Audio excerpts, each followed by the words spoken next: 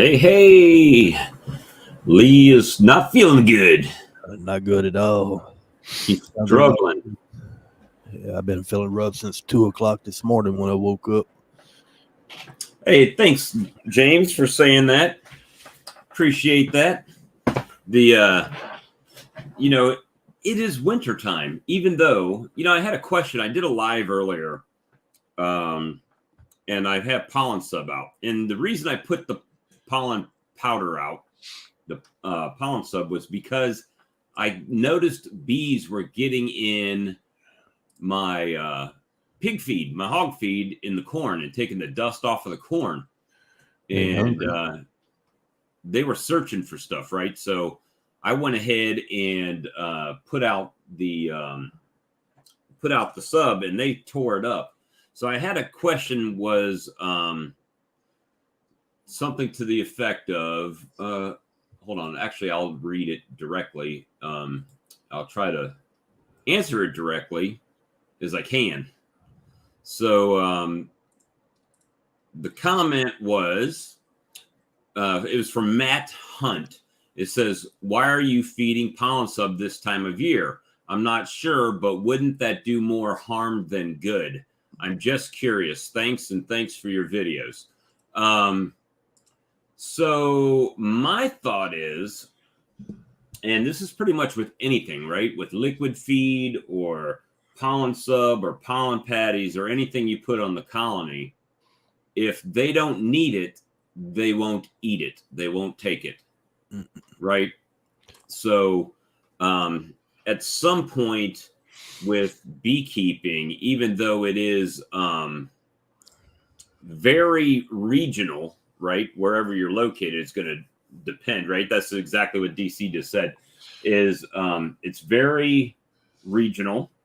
And I've had pollen in a pollen tube and they don't touch it at all, right? Yeah. So If at they some need point, it, they you got gotta to think go for the it. bees know what they need, right? If they can find it and need it, they're going to take it, and it doesn't. I don't think it hurts. A lot of people will say that. Yeah, a lot of people would just, like when I was up at your place, Dennis, a few weeks ago, they were bringing in pollen and they weren't bringing it in here. But I did show a colony the other day in photos that had brood everywhere, right? So they have babies hatching out. They need to feed them. They're going to keep taking it. So it's, I mean, that's all it comes down to. If they didn't need it or didn't want it, they wouldn't touch it, and I would stop putting it out. But as long as they keep taking it, I'm going to keep putting it out. And, here today was over 70 degrees outside. So it's like. And we hit 81 today, and I believe the heat index was 87. Yeah, so it's more like spring in some places.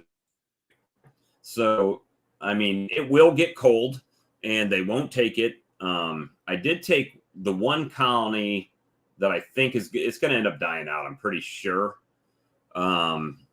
The one that has 2 queens, but I took the deep off, and they're in just one medium now, just one medium box.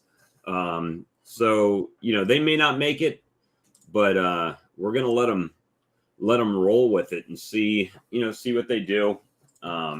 If they were actually down in the deep, I would have probably taken like just 2 frames out and either put them in a 2-frame nuke and let them just work that, or in a 5-frame nuke. But yeah, but they're not very large right now, DC. They were in a deep with a medium on top of it, and they've just moved up in the medium. They're on 2 or 3 frames, and they can't protect all that space, right? So I just took the deep out and dropped the medium down onto the bottom board and put the top on it. So it's a real short colony right now. And the only thing you may want to check every now and then on the ones that are taking a lot of pollen sub is just make sure they're not getting bound up and they have enough room to lay eggs. But it looked like there was a lot of bees on that. But for the number of colonies I have outside, I don't feel like there's that many bees for as many colonies are there. Yeah, as long as they've still got room in the hive, I mean, I'd keep giving it to them. Yeah, they're gonna. I mean, you figure if they're hatching, they're eating it too. So it's like, I doubt they'll get bound, but you're right. I need to check them.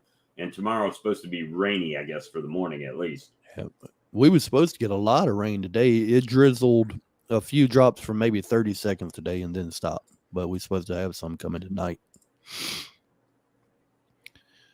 But don't they consume the sub more than they store it? Well, typically what they do is they put the sub right around the brood.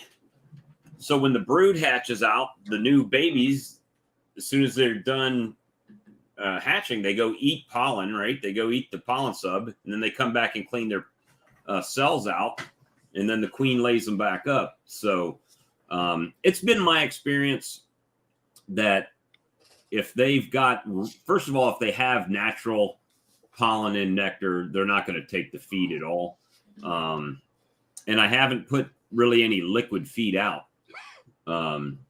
I did add what was left in a bucket to what was basically rainwater that was in the feeder, and they're cleaning that out, but really not going too crazy on it.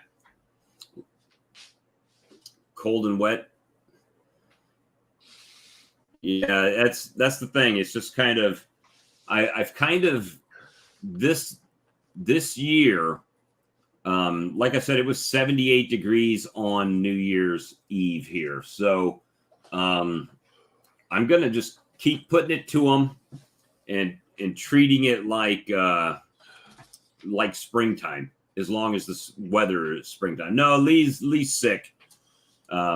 So what we're going to do is, the plan is we have not missed a Tuesday yet. Yeah. So starting today. So we weren't going to start today, but probably when we start getting some people in here and we put the link out, we're going to allow Lee to go ahead and go to bed and nurse himself back to health. Take medicine, go to bed. So, and so yeah, no, keep it on and sweat it out, James says. That's what I had to do this morning. I woke up at 2:00, just shaking, and I had to throw extra clothes on. I rolled up in a ball and just couldn't stop shaking. And you're probably like me. I don't get sick often, but when I get sick, I just feel like times that I didn't. A truck ran over me, and it's like, oh. Yeah. And then I went to work today, and I mean, they were all asking me, "Why'd you even come to work if you're feeling bad?" I said, "Well, I sit in a crane by myself all day, so I'm not going to get anybody sick. Might as well feel bad here and get paid for it. I'm going to feel bad at home, or I'm going to feel bad at work. I might as well get paid to feel bad." Mm-hmm. And yeah, I mean, and I that's kind of like missing work either. Yeah, you never know when something's going to happen, and you actually need that time off and get paid for it. You know. Well, that, and I'm the only crane operator in the plant for my company, so if I have to take time off, I kind of need to let them know ahead of time. They got to bring somebody else in, either from the main office or from another plant that ain't busy. So DC saying extra vitamin D, C, and echinacea. Yeah, I took the D and C. I don't have no echinacea. I'm actually vitamin D deficient. That's what they said last time I was at the doctor. You gotta stay in the sun more often. Well, I'm out as much as I can be. Much as I can be. And I did have we did catch some photos of my chicken robbers. I set my trail cam up. There's a fox from last night, 1:34 in the morning. And I set it up for video tonight. So we're gonna see if we catch the video. And we had a big fat possum that popped in there. And propolis suppository, Mike says. No. So there's your little possum. There's the possum, yep. And that was like at 8 something last night. So it's about the time that they came in, that she came in. I guess it's a her, I don't know, her, him. And then I found out that George is actually Georgia or Georgetta or Georgina, but not a George. Because I keep calling him he, let me rub him, and he flipped over on his side and kind of rolled over. And I'm like, wait a minute, for a guy, you got a lot of nipples down there. And, so the people I got him from told me, it already was named George, so just assumed that it was a boy, but it's not. It's a girl. You can always get you a male now and then breed 2 of them. So this is the trail camera I bought yesterday. It's a Browning Elite 20, $70 at Tractor Supply's, 20 megapixels, but it doesn't have like the phone thing. We were talking about that, Lee. It doesn't have the phone. So kind I of don't even use mine anymore that had the cell signal. So it's kind of neat to just, try it out and see. But I'll be curious if you guys, what you guys' thoughts are on feeding pollen sub and whether or not they'll take it even though they don't need it. It's been my experience they don't. They won't take it if they don't need it. So, yeah, little pig on pig crimes going on outside when I got her. So, Spy Point for deer cams. Who makes Spy Point, or is that their own brand? I don't know. I don't even remember the one I had. I know I got it at Or Tractor will have Supply. nipples. Okay. I didn't know that. See, I'm a pig noob. That's my first 2 pigs. I had the big pig, and someone said, "Oh, you want George? Yeah, I'll take George." I had the chair. And that was it. Meat and a good antihistamine, and you will sleep through tomorrow. Yeah. So some nighttime. So that, and good news on the swarm lure. So I got all the swarm lures up with the new labels on them. Got them all labeled up. I ordered some new. We even maneuvered and figured out how to do one on mine the other day. So that you notice it's got different lettering on it. That's the new lettering. Yeah. But it's a woke pig, Chris says. And it's him. And we got I got my first big orders went out. 14 boxes. So, and then a bunch of and how many's in each box? 12, ain't it? 12, yeah. So that's what, 144 something. If it's 12 times 12, it'd be 144. And let me see, Mr. and Mrs. Piggy. Yep.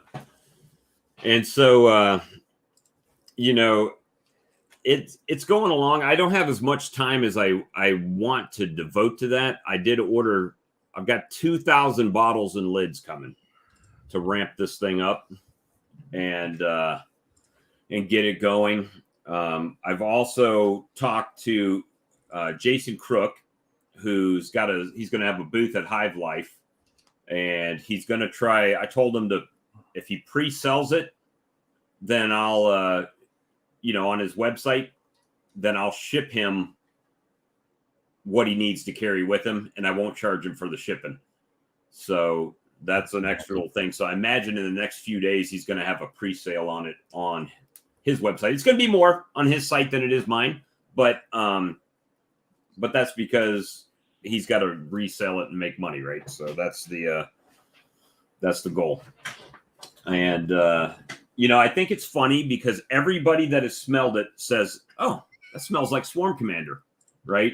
And then I still get people that come on other people's streams and talk junk and noise, and it is what it is. That you just got to consider the source on some people, but it is what it is.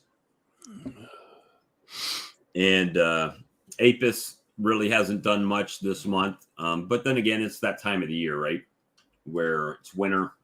Expecting after Hive Life things will pick up.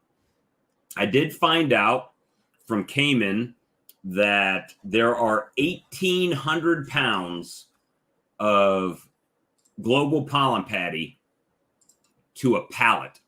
So he was saying the other night that they needed to sell like 3 more pallets. I think that's on the 40-pound boxes too, wasn't he saying? I think the 10-pound is like 1,200 or 1,400 pounds. It works out a little bit different depending on what size. I don't know. He didn't really distinguish. He just said it was 1,800 pounds. Mm-hmm. to a pallet. So I don't know if it's just more boxes or or what. I don't know how it breaks out. But things are going good from the I guess business side of it. Still have a bunch of money tied up in it, so it's gonna hopefully be a long-term thing.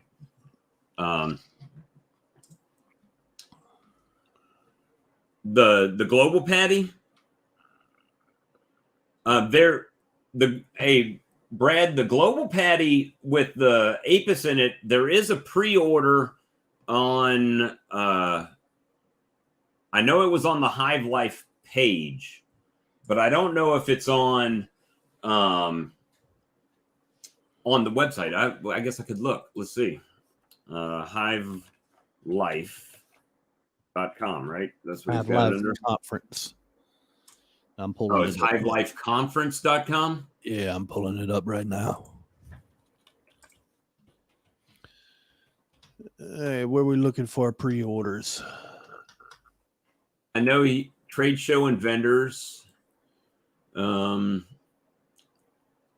Biologics, Bohemia Broodminder serves.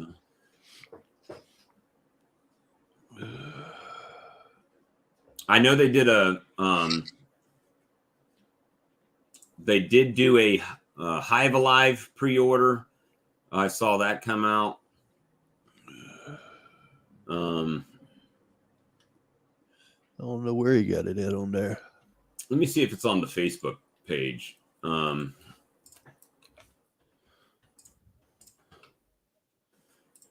Life Conference. You'd think that would be pinned, right? But let me see if it's in files. No. Media.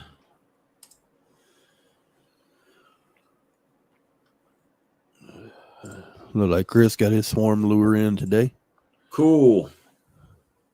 Everybody said it smells like Swarm Commander. Yeah, Charlie said the link's on the Facebook page. So if you do want to pick some up, they said they're not collecting money for it right now, but they are taking the pre-orders that I guess you'll eventually, if they figure out if they're actually going to get the break or not, they'll figure out how much the price break is. I had the link at one time up, and I don't know where it is now. So you'll have to go to Facebook and go to the Hive Life Conference Facebook page and look at Lemon Pledge, my secret ingredient. I couldn't afford to make it if I had to buy enough Lemon Pledge to fill those bottles up. So it does smell like Lemon Pledge, though. It really does. But it's good to see you, Brad. Let me what I'm gonna do is I'm gonna go ahead and drop this link in here. For anybody that wants to join in. And let's see. Go to my page over here, and I'm gonna go ahead and pin that. Yeah, I was about to say, make sure you pin it To the top. Yeah, it's pinned. Yeah, it's pinned. We got it pinned in. And maybe who knows, maybe we'll have a Minnesota Mike sighting and a Sawmill Charlie sighting tonight. Yeah, Charlie's made it over 500 subs now, y'all. All he needs to do is put out some more videos and he'll shoot right up there too. Yeah. I was doing good for a while there, early to late spring. I was doing a video every single week, and then work just got in the way again as usual. It's constant. Well, now I mean, when I started this season, I didn't have a job. Now I have a job, so it does kind of, Hey, Morgan, good to see you. You do have to kind of, have some dedication to the day job. And, the funny thing is I'm finding that while I'm out on my day job driving, I'm actually looking at like older shopping centers and stuff like that may have cheap rent for like a beekeeping supply store. But who knows? That's like kind of wishful drinking right now, just to Hey, you got to have a dream somewhere. event. Yeah, the thing is, with opening like a bee supply store, I just don't know, because the amount of sales you have to do to just cover the expenses of the store and like utilities, and if you got someone working there and all that stuff. Oh, okay. Thanks, Charlie. Charlie dropped the link to the form to pre-order the global patty. And unfortunately, I still haven't secured a ticket other than Renee's. So when she popped in the room earlier, I should have said, "Hey, Renee, just to let you know, there's going to be multiple Lees at the show." Hey, Spanky, good to see you, brother. And definitely feel free to come join us and bail us out tonight, so Lee can get some rest and feel better. Otherwise, it may not be. Lee's been helping me out with getting some pictures done. So you may be able to buy it on Amazon here before long, when I get a minute to actually set up the Amazon sales. Oh, really? So, Lisa, give me first right of refusal on that, please. If in fact he can't go, and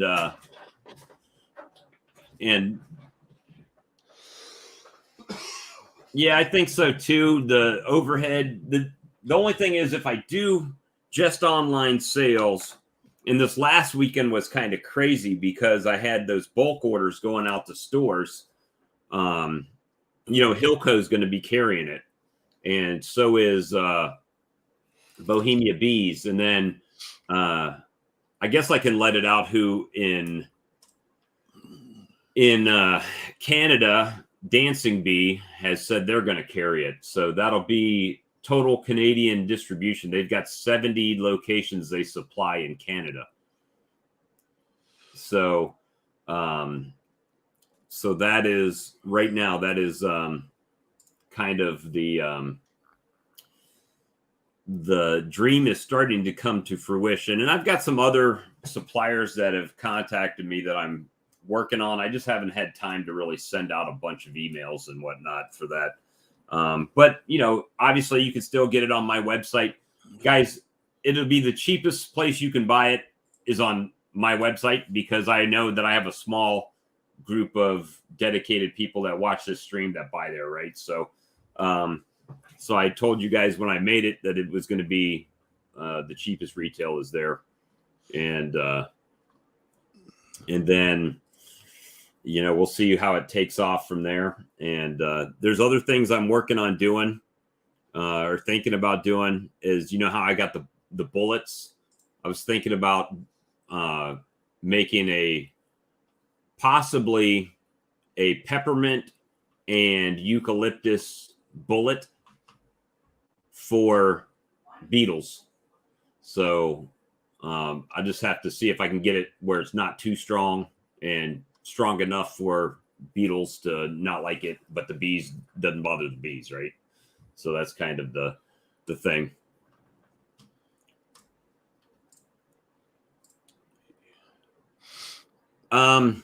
So global patty has 3 different patties, right? They've got a no pollen, which is basically a pollen sub, and then they have a 4% pollen patty and a 15% pollen patty. Yep.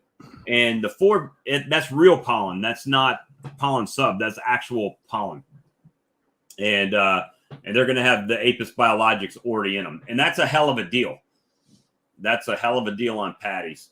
So they're trying to get a whole tractor trailer load, and I think he said they had to get 3 more pallets sold, and that was since his live on, was it Sunday night or Saturday night? He did a live, and one day, and so trying to get that done. And really, that's a Cayman Reynolds deal. That's not an Apis Biologics deal. So Apis just agreed to send the Apis Biologics over to make the pollen patties, and so that's how that's working out. So I'm surprised nobody has joined yet with the link. Charlie, where are you? Yeah, somebody need to join. Yeah, somebody needs to join and bail Lee out. I just didn't. There we go. There he is. There he is. I just didn't want to miss the night. Even if I got to leave early, I can say I showed up anyway. He had to finish his popcorn. How's it going, Charlie? Hey, hold on. Hey, Mr. Larry. Good to see you. And Mike said he's coming too, so they're going to bail you out. Boy, I'm really looking good tonight. I got that new webcam running here. Oh, you got it hooked up. I knew something looked different. Now, if you just got you a green screen, it would you'd be very what is clear. it? I mean, well, is it that, or is it because my computer is No, it's the green screen. The green screen will actually draw separation basically between you and the background. So yeah, Lamar, I do look like roadkill. Feel like it. So if I put a green screen in, and I won't have this blurriness stuff, or whatever you want Put to the green screen in and in that background, and it'll come out a lot clearer. Okay. Santa Mike. Hey, brother. Lee, And I'm so sorry you're feeling sick. I got You this wanna thing head out? set at 700. It seemed like I'm slow. You look good. You look good here. But like when I'm talking, it doesn't seem like I'm in sync. You look fine to us. Yeah. Okay. And part of it, I think even StreamYard is only running what, 720? Yeah, 720 on this plan. So Yeah, well, that's why I put the $50 camera up at at 1080. I put the camera on 720. and then we got Chris joining. We got a bunch of people joining. But you got black and white on? That's my new camera. I have to set the settings. Man, you get your whole house in there. He's going I know, old right? school black and white. And you're way far away. Yeah, I see that. All right, now I'm better. Might have to go back to my phone. All right, so while I got all you guys on here, what's your guys' thoughts on when you feed pollen sub or liquid feed for that matter? Do you find that if the bees don't need it, they're not going to take it? That's been my findings. They won't just take it to take it. Yeah, bottom line. So, I mean, I was just, with that comment, I get that a lot, right? Well, why are you doing this? Why are you feeding them? Why are you putting out pollen sub? And for me, if we don't have anything, if there's nothing out there, then they want it, they're going to take it. If there's nothing out there, they'll be all over it. As soon as the natural comes in, They'll stop quick. they're done. Hey, Brian. Hi, everybody. Good to see you. Can you hear me? Yes, sir. Awesome. Good. Right on. Well, nice to meet you all. I feel like I know all you guys. I like putting faces with names. Yeah. Yeah, Well, it's nice nice. to meet you all. You got your room looks like mine with all the boxes back there. Check it out. Wait. Let me pull it off. Oh, you got the sign. Yeah. It's on one of your streams. So I got that back there. Oh, that looks nice. Hey. Is that a lot better? Yes, sir. All right. Oh, much better. Hey, Been ladies enjoying and your gentlemen, talk, son. I'm going to have to go ahead and run. Y'all got a full crowd. I'm going to let y'all have fun Lee, tonight. and take All right, care of Lee, your I hope brother. you feel better, brother. All right, thank y'all. see you Later there, Lee. Good Thanks. night. Should have fed it.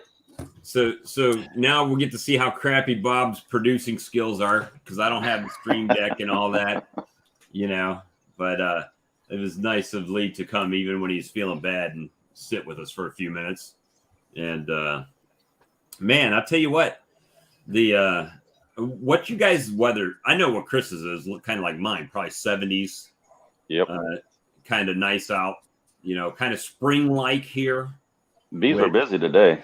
Oh yeah, they were real busy down here. So that's been my thing. So I'm testing the limits this year, and I've kind of made this. You weren't here last time, Mike, but I said that I was going to keep as long as the weather was spring-like, I was going to treat them like it was spring. So I was going to put out pollen sub. I was just going to let them be southern bees and not shut them off, not try to stop them. Just let them grow and let them do as much as they could do. And then when we do get our winter, when it gets cold, then shut them off. And so far, so good with that principle. Of course, it's, a couple days before December, but I mean, it's still 70. We had 78 on New Year's Eve here. So it's like, I might as well keep them packed, keep them full, keep them if she wants to lay, let her lay. And just that way, I feel that she'll have the highest percentage of being able to push through as compared to last year and the years previous.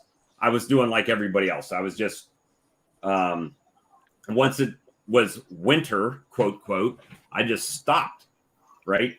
I was just like, well, it's winter now, so I'm not going to give them any pollen. I'm just going to give them dry sugar and let them make it. But this year it was kind of like, no, I'm gonna try to put the pollen out there and see what they do. And they've been killing it right now, just taking it in. Yes, we just got 2 inches of snow here in Colorado, so Mike said he got snow today too. Yeah, we got 8 inches that came down. Bob, to throw something at you there, I've been watching your pollen feeding, Rodney Middleton, several other folks. And I don't know if this applies to you guys so much, but my general attitude is that anytime you have a dearth, you should be offering them food if you want to have a really strong, robust hive. So what we found here is that a general rule of thumb is you never feed pollen sub to your bees over the winter because it can plug their guts up. Well, ours can get out and poop almost every day or every few days. Yeah. So. And it's kind of funny because if you've ever seen the rear end of a bee, it's their poop sac is only about yay big, but it takes up by springtime, it takes up like 60 or 65%, maybe 70% of their entire lower abdomen. They got a lot of poop stored up.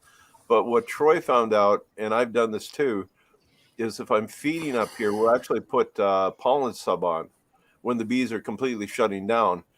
And this is bringing it back to you. I think anytime that you can feed them some protein while the queen is laying those winter bees, so that those winter bees have got that body fat to feed the brood coming in, I think that's a good thing. Now, speaking of not needing food, once I put the pollen sub on there, if they're done brooding, they just stop eating it and they literally let it sit there over the winter and then start feeding out in the spring. But I use a pollen sub that never solidifies. So that's just my 2 cents from like a cold weather beekeeper. Well, and this kind of started off with what we were talking about on several shows, how down here our bees don't really ever stop brooding. They may slow down, but very rarely will I go into a colony and not see brood in there. Yeah, and even right now I've got clusters that are maybe about yay big, something like that. DC brought up an interesting thing there about if you feed them pollen sub, they'll just start brooding. Not all the time. It depends on what the temperature in your daylight hours are, because they'll just shut right down. At least here, DC, at least here. So. Well, and Charlie was noticing the same thing when he was in his colonies, that he still had eggs, brood, and larvae recently. They've been in there since Thanksgiving. I've got all 3 stages, but it has been warm for the most part. I mean, I've gotten some 40-degree weeks, and then this week has been 50, 55, and a couple. I think Thanksgiving or the day before, it was like 59 or close to 60, 58, 59. Well, this was 4 days ago for me. Right. Wow. Larry says he does. Russians don't have any brood. Where is Larry Gandy? He's in Mississippi. Oh, really? So Interesting. They don't have any brood. Well, Russians and Carniolans have a tendency to shut down, which is why I'm just pissed off that those people sold me Italian and the nukes, because those things are going to keep going. So the Russians and Carnies, that would make sense. I don't know. That's interesting. Thanks for bringing that in. yeah, that's a good thing right there. Make sure I keep treating for mites. Yeah. So how often does Bob Binney during the winter hit them? It's like 3 times. Well, Bob is a little bit north of me and more in the mountainous area, so his Thank you. temperatures will be higher than ours down here typically. Yeah. So, yeah, I typically in the winter, and this is the first year I've changed. Every other year, I would hit them once a month, all year round, and then I would hit them, the once a week for 3 weeks, like everybody was saying before. So this is the first year that I've actually used Apivar strips and then OA. So I changed up my plan a little bit, and so Well, if you're still getting in the 70s, for the most part, I'm wondering if April Guard would be a good thing for you. Maybe even Formic Pro, because it's not getting into the 80s now. Yeah, that's Right, what I'm but using this Formic Pro on mine right now. You're using that on yours right now, Formic? Yeah. Yeah. I would say so, because that way, Formic. The thing about Formic is it gets underneath the cappings and kills the mites under the cappings. Right. And that was something I had to finally get in my head over the years. Before Formic Pro, there was Might Away Quick Strip. And I'm thinking to myself, well, wait a minute. When you put that stuff on, all these bees are out on the outside of the hive. So what good is it? Well, it's not the mites just on the bees, but mainly the 80% of the mites that are underneath the cappings. Right. So if your highs are in the 70s, and are you getting like weeks worth of like 65 and 70 degree weather? Oh, Yeah, yeah. so like All week. It's 55 degrees right now at 8:41 at night. Now, let me go get a paper. Now Thursday is supposed it's to be 63 here. Wednesday it's high of 70. Thursday it says high of 58, and then Friday 62. Back in the 70s. And Saturday 74, right? Is what it's saying here anyway. But then it's 65, 71, 76 next Tuesday, and 73 Wednesday. Yeah, we're getting spring weather. Yeah, that's most people's spring, right? So it's like, Yep. That's why I think our bees are active. Yeah, they're very active, and I feel like I need to just keep providing for them, right? Like you said, Mike, as long as they, I spoke his name and he ditched out on us. I'm at the. Yeah, because I was watching my bees today, and they're bringing in pollen left and right. I don't know where they're getting it from, but they're bringing in pollen. It's a darker color. They have none around here, which is why they're killing that pollen stuff so much. And not only that, but my hog feed, right? The dust off of the corn. Right. They're trying to get that. So my hog's bowl, my pig's bowl has bees all in it, and they're trying to eat around the bees, and I'm sure that's not fun for them. But yeah, they're just trying to get anything. And I remember it was a couple years ago, I saw Barnyard Bees where he had also noticed where his corn and stuff was getting hit from his pollen feeders, or no, his bees were taking the dust off of the corn. All right. Yeah, DC, that's about the same color as what I'm bringing in. That darker, so yellow gray. Sorry, guys. But yeah, mine the only thing they're bringing in right now that I can see is my pollen sub that I put out for them.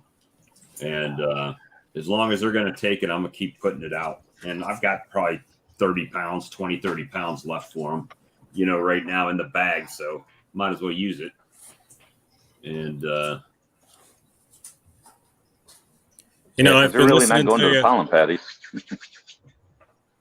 go ahead, Brian. I was going to say, I've been listening to your guys' conversations last week. I've been really enjoying the business talk, the small scale kind of tips.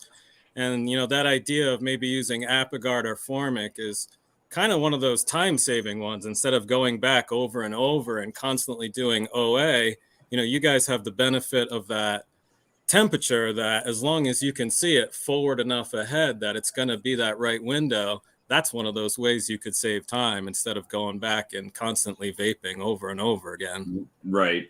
And that's the thing that I started with this year was the first time. And honestly, I probably wouldn't have even bought it until I saw Craig Branch. I think his channel is the Sideline Beekeeper, Mhm. Craig Branch. Yep. I saw him in the spring putting Apivar on his colonies. And I was like, well, I've never used that. But again, he's north of me. So if he's putting it on, I should have probably already put it on 3 weeks ahead of time. Right. And so I had bought it and I was late to the show and ended up waiting on it. But yeah, so I mean, that's one of the things that, with making money in beekeeping, for me, it's not all about the money with the beekeeping, but what it is about to me is the sustainability, right? My ability to use money my bees make to reinvest in bees and in boxes and frames and all that stuff. And so that's kind of where I started, DC, and we coined the beeconomics phrase, right?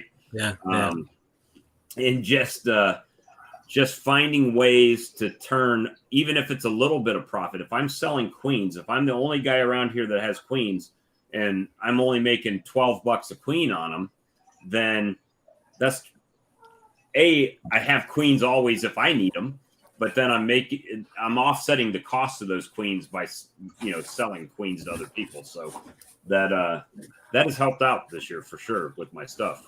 So, and it sounded like I started listening to you after the fact, so I've kind of been piecing together the story. Sounds like you made a lot of 2-frame splits, and then you put a queens in those 2-frame splits. Is that right? Yeah. So, okay. So we'll have to really rewind this one then. Okay. So I came out of spring, or I came into spring, I had 15 colonies. And before it really warmed up, 3 of those died right at the end of winter, spring, whatever you want to call it, when we have our cold spell in January. And so I had 12. And then I made early splits, and it went, because the weather was so nice, it went from 75 on a Wednesday to snowing on Saturday to back to 75 on Wednesday to snowing again on Saturday, which we get snow about once a decade here. And we had it twice within a week period. And I had already made my splits by that time.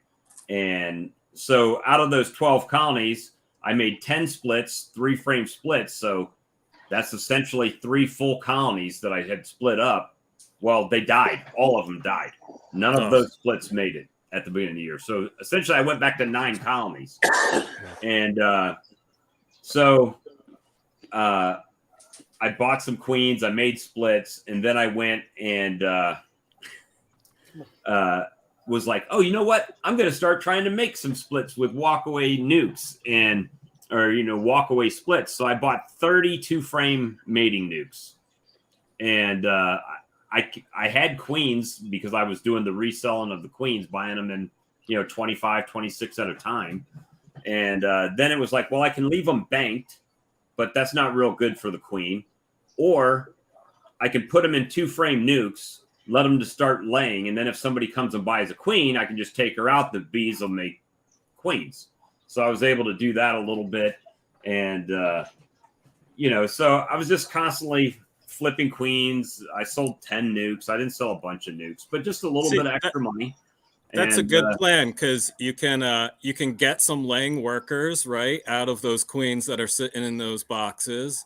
you could even show your customer the laying pattern of those queens. Instead of pulling a queen out of some sort of queen bank, you can be like, this is her laying pattern. Right. So I think that's a great way to sell your queen, because she's kind of proven. Yeah, and that was kind of the goal. It kind of got out of control there for a minute. I mean, I started the year with, like I said, basically 9, and then was up to 60 at one time, and then, you know, selling and recombining and selling queens and stuff. So it kind of, for the most part, my summer plan did work pretty well. I still have over double what I had coming into this, you know, spring. So that worked out well. So there was growth. I was able to sell some nukes, sell some queens. So all that kind of worked out, you know. Do you like the 2-frame nuke setup? I do like the 2-frame nuke setup, but honestly, the time that I set up those 2-frame nukes, it was not the best time to really start doing those. If I would have started them a little bit earlier in the spring, I probably would have, I wouldn't have had to buy so many queens. I would have just had queens that they made because the drone population would have been higher. But the time of year I was doing it worked out pretty well. But had I started it earlier, it would have, I think, been more successful. I wouldn't have had to buy as many queens to resell. They would have made more queens, and you know, live and learn, right? It's a new adventure. Next year You'll do it better. Hopefully, yeah, that's the plan. So Mark Miller had come on last week, and we were talking about queen rearing and different ways to queen rear. So I think I'm gonna, you know, try to be a little bit more aggressive in March and, you know, mid-March, to try to produce some of my own queens and refill up my equipment, and you know, do some splits, sell some nukes, and you know, try to grow a little bit more. But at the same time, I sacrificed a lot of honey production this year by doing the splits, right? So now the goal is to kind of keep that core honey production going and still be able to do other things. So yeah, I see DC made in the comments, you know, comment about 2-frame versus 3-frame. You know, maybe that's geographical thing. I kind of feel the same. I've never felt like a 2-frame was going to be enough. I've liked the flexibility of a larger one. Well, see, what I was doing is I had so many 2-frame boxes that I would do a 2-frame, and if I didn't sell the queen, then I would put 2 more frames on top and make it a 4-frame. Oh, and then when they filled up 4 frames, I would move them to a 5-frame nuke. And then once they filled up the 5-frame, I'd put another 5-frame on there. And then when they grew that out, then I would drop them in a 10-frame box. So I was constantly emptying boxes, filling boxes of different sizes, right? So I was just moving them. But the downside of that is I've got 2-frame nukes, 5-frame nukes, 10-frame boxes. So you got to have a lot of different equipment on hand. So that's why I like those double nucleus colonies, because the flexibility of what they have to offer allows you to do so many different things with them. I start off the year with just that 10-frame box that's split in half, and I start 3-frame nukes with a frame feeder on the outside. Right. And I'm raising queens from there. And then if I want, I can stack another box on top. I can pull a nuke off of it, sell it, drop it down to a mating nuke, 3 sizes. I can overwinter them in 4/4s. I can put a queen excluder on and put honey supers on and get honey supers out of that 2-queen colony. So I find that those are just great because I'm not sitting with 32-frame nuke boxes in my shed in the winter. This is equipment that I'm using from January to December, just in all different ways. Right. And you're in Colorado. Yes, sir. So, and you're still able to overwinter smaller colonies out there? Yeah. I have found that, you know, I'm a big fan of Cayman Reynolds. You know, healthy queens, good nutrition, and dead mites is 90% of your equation. And the rest might be the context of where you're from. So, you know, we have pretty sporadic winters. We're not like Mike in Minnesota where it goes to winter and it stays winter. You know, we got snow. We'll have single digits tonight and it'll be 50s on Friday. So we have plenty of opportunities in the winter. Yeah. we have plenty of opportunities in the winter for our bees to do cleansing flights, to check on them, to feed them in the winter if they're running low on stores. So, agricultural, we're like 5B. So I don't think that's the same as Charlie. He might be a little south of us. For me, I'm a 7A okay. or something like that. Now you're talking about, I do a lot of 5/5. And I also built my own 2-framers, which I picked up all from Barnyard Bees. And that's how I did it.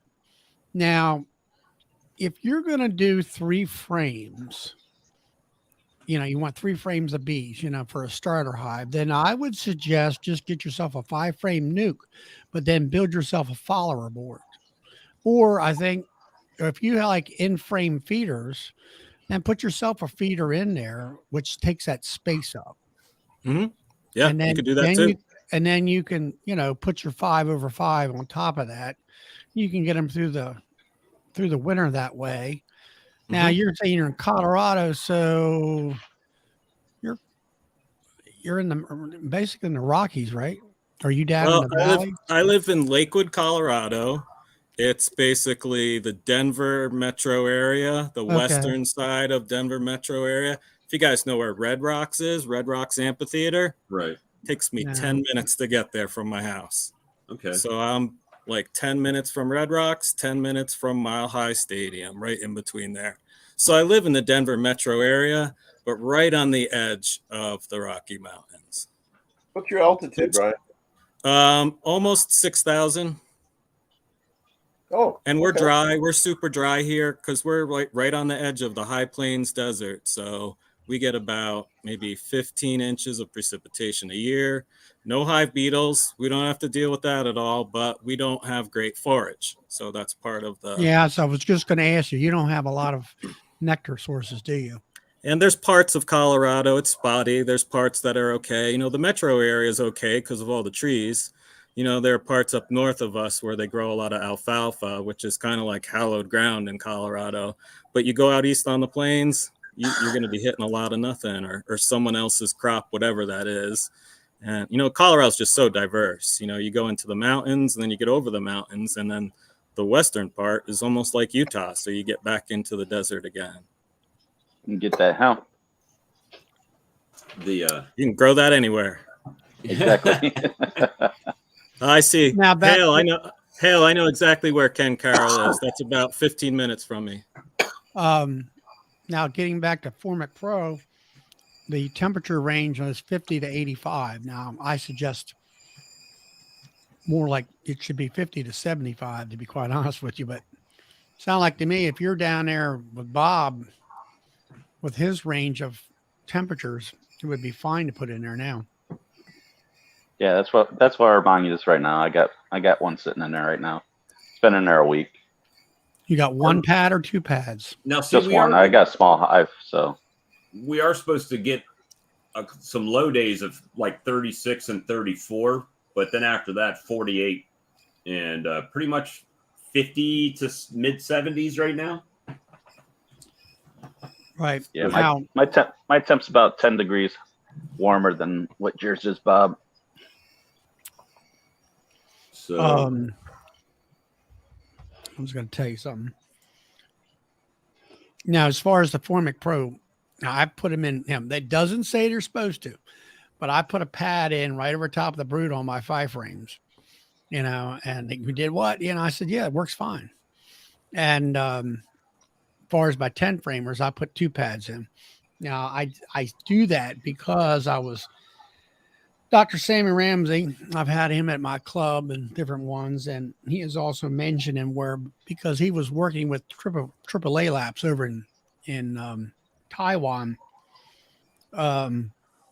He found that if you didn't have both pads in there wasn't enough potency in order for that stuff to penetrate the cappings to get down to where the problem is with the mites with just one pad.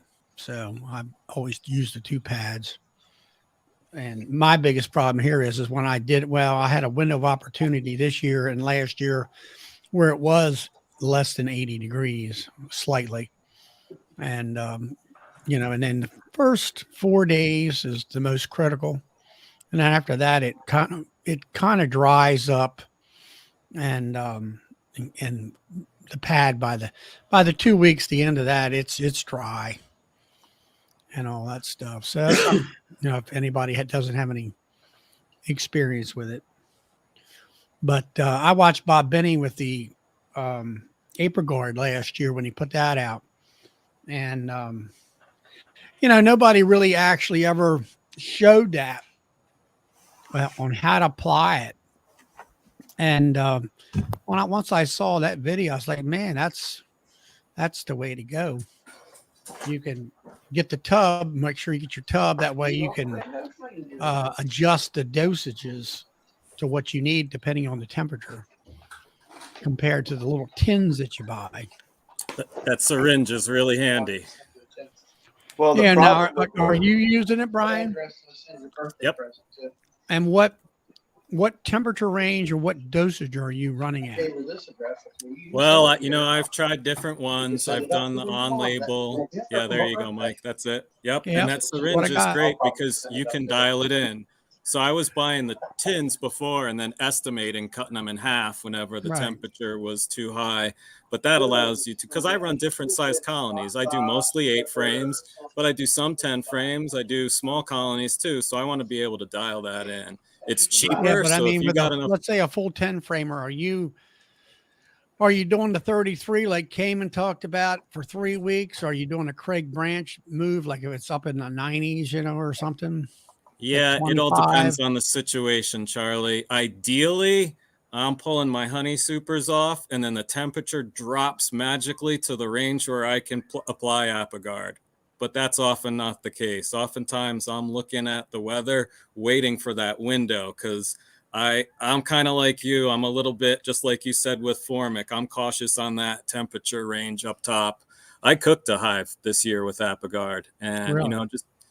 temperatures can vary. So it's the first time I've had that happen, but I've had a lot of good success with APRIGUARD. I've typically done the 2 treatments of 50.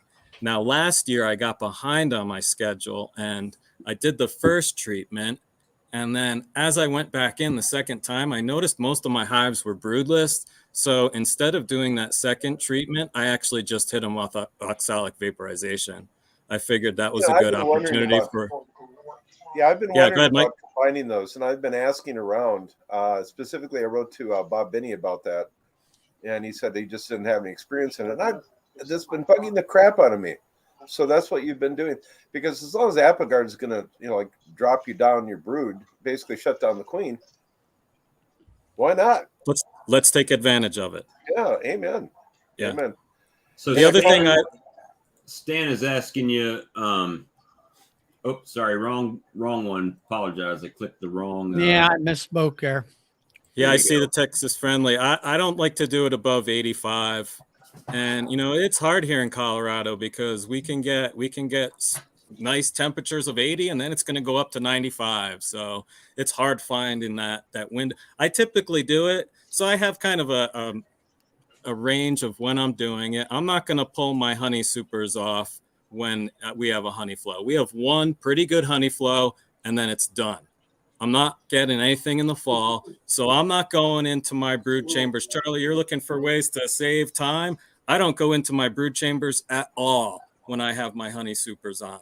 I'm going to take care of that before they go on and after they go on. So that time I have in the summer where they're making honey, I'm just working those honey boxes. So for me, that's one of my things I've done to catch my time. But when that honey comes off, then I'm looking for times to apply APRIGUARD as quickly as possible. Yeah, this for me, year, April, May, and June is our honey season, and after I don't do any treating at that time. And then as soon as that's over with, about mid-July or 1st of August, that's when I start treating. And I'm treating right now. I'm treating all the way through February. If I can what do you do in the summer when it's really, really hot and you need to treat? July. You got a lot of brood. Yeah. You got a lot of brood. Oxalic's not. The only thing I've been doing over the past years is APRIGUARD. Okay. And I keep hearing that's effectiveness is kind of dwindling. Yeah, I'm hearing that too. But I just did the Aprivar or the Formic Pro, or the oxalic acid. And this year I did Formic Pro, then 6 weeks of Aprivar. Now I'm hitting them with an OA. Now I'm getting drops on my drop board, 10, 15. The highest has been, let's say, 25. Mhm. And I'm looking at that and saying, I'm generalizing, looking at them numbers and saying, okay, this ain't bad. I mean, but now I'm wondering, is Formic Pro really doing the job, pre Aprivar?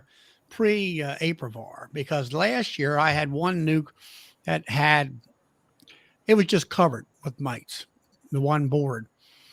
And I'm thinking to myself, what did I do? I did Aprivar. That's what I did. Last year I did something different. In my nukes, I did 2 doses of Aprivar. So I had 12 weeks of Aprivar.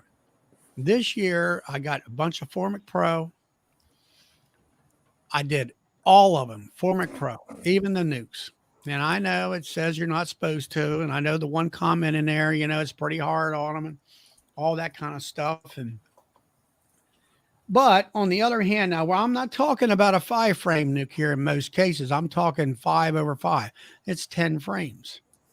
So it's no more than a deep vertical.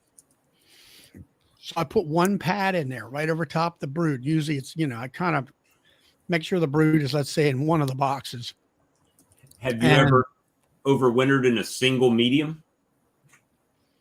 In a real single medium? No, I will overwinter in mediums. Now, are we talking about 5-frame medium? No. So I had frame. a deep with a medium on it, and the colony has gotten so small in there that there was no bees in the deep part of it. Comb, but no bees. They were all on a couple frames, 2-3 frames in the medium. So I took the deep off and just put the medium down. Yeah, well, my 10 frames, I don't use deeps. I sell deep nukes, but I use 3 mediums on my hives. In most cases, the top medium is totally resources. And the next 2 mediums is where the brood area is. What I typically would have done with it, instead of putting it in a medium, I would have just I would have bumped it back to a 5-frame nuke. But since they were in the medium frame and I don't have a medium nuke, I just put the medium box down. So in your area, I think it's fine. I just have to, and even up here, I think I could get it through. I usually, on a nuke box, I'll put 5 over 5 in medium. Actually, I like 3 mediums. The top medium is actually food. And then the next medium will be partially food and brood. And, but I think a medium, you can get by with it. I mean, that colony, I'm not too hopeful on right now. I don't think. Well, we got the expert coming on right now. It was Mr. Mark here. And I ain't no expert. Well, you see, it's like I said last time you're on. I mean, you're either at my level, actually you're above my level. And I love, getting a lot of quality information. You're doing what, 50 to 100 hives and all.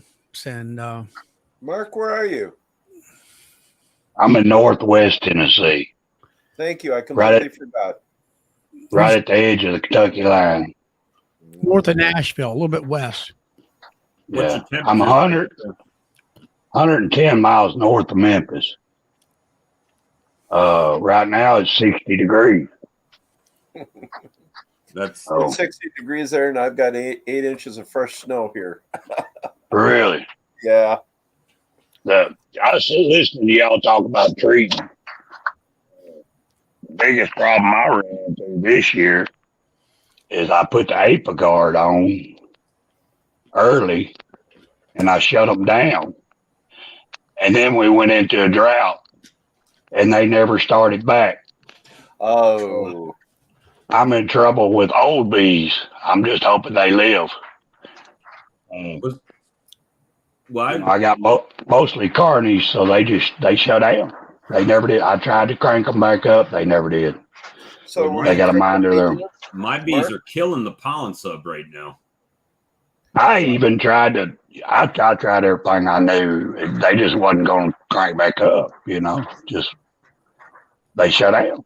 It was a drought for over 2 months. There was nothing out there, no pollen or nothing. So Yeah, that's what I've got. I've got no real pollen. They've just they're getting in my pig feed, right, to get the dust off the corn. So I was like, well, if they're trying to get it like that, then I'm gonna go ahead and put dry pollen sub out, and they just went to town on it. yeah, I've been feeding dry pollen, but they ain't proving up. And Really? you tried, Mark, you must have tried pollen patties too. Yeah, Yeah, of course you did. being sugar water. I done it all. Stan's asking you, what was your dose of Apogard, Mark? Let's see. The first dose was 30 on a double D 10 frame hive. I did that like 3 weeks in a row.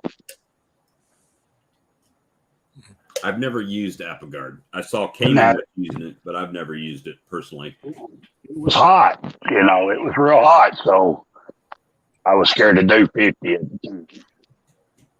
Well, it's a good thing you did 30 instead of something bigger, So. I don't mind something bigger if it's cooler weather. Oh, yeah. Hot.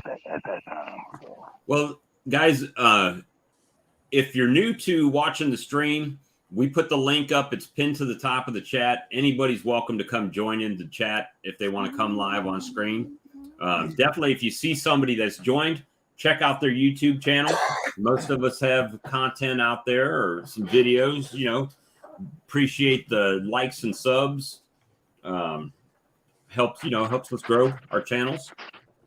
And it's important that we try to help each other as far as our channels growing and whatnot. But I'll be honest with you, everybody's got the goal to get monetized, but it's not all that.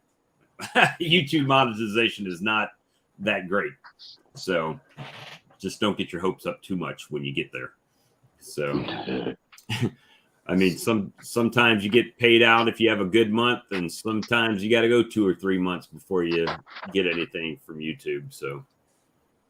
So I've talked before with you guys when Charlie's been on before.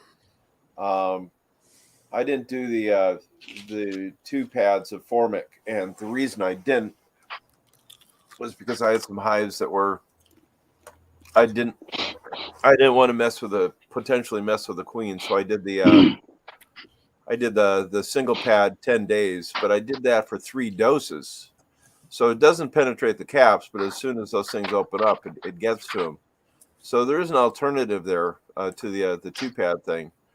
You're not ending up with as much bee drop and everything else, but man, you put 2 pads on there, yeah, that does penetrate. It can get really, really pretty crazy. I like Formic. I don't like the Formic Pro. I like the old Formic better. Now, why is that, Mark? Might away. The old Might Away quick strips, yes, sir. What do you find is different about them? My drop. Really? Definitely. Yes. Do you have any idea why? Aren't they a little hotter? They'll knock you out. You get a good whiff of it. Yeah.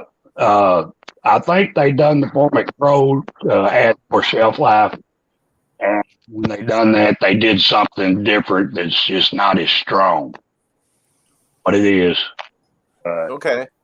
I've wondered about that too, Mark, because instead of doing 10 pads, and Charlie, you're talking about them drying out at a certain time, that has to do with your humidity in the general area too, of course. But I think next time I do the single pad, though, I'm going to be probably doing them 8 days apart, 7-8 days apart instead. And then I'll still do the 3, but I don't know. But it's really interesting to talk to you, Mark, about the old Formic, because I've only been doing this for 8 years, but that's one I've never dealt with. Now, are you still buying that, or can you buy it, or what's your deal? Yeah. Called Kelly's here the other day. They still had 40 cases that was in date. So yeah, they still carry it. And I think I just saw it advertised on, I can't remember who the heck it would have been too.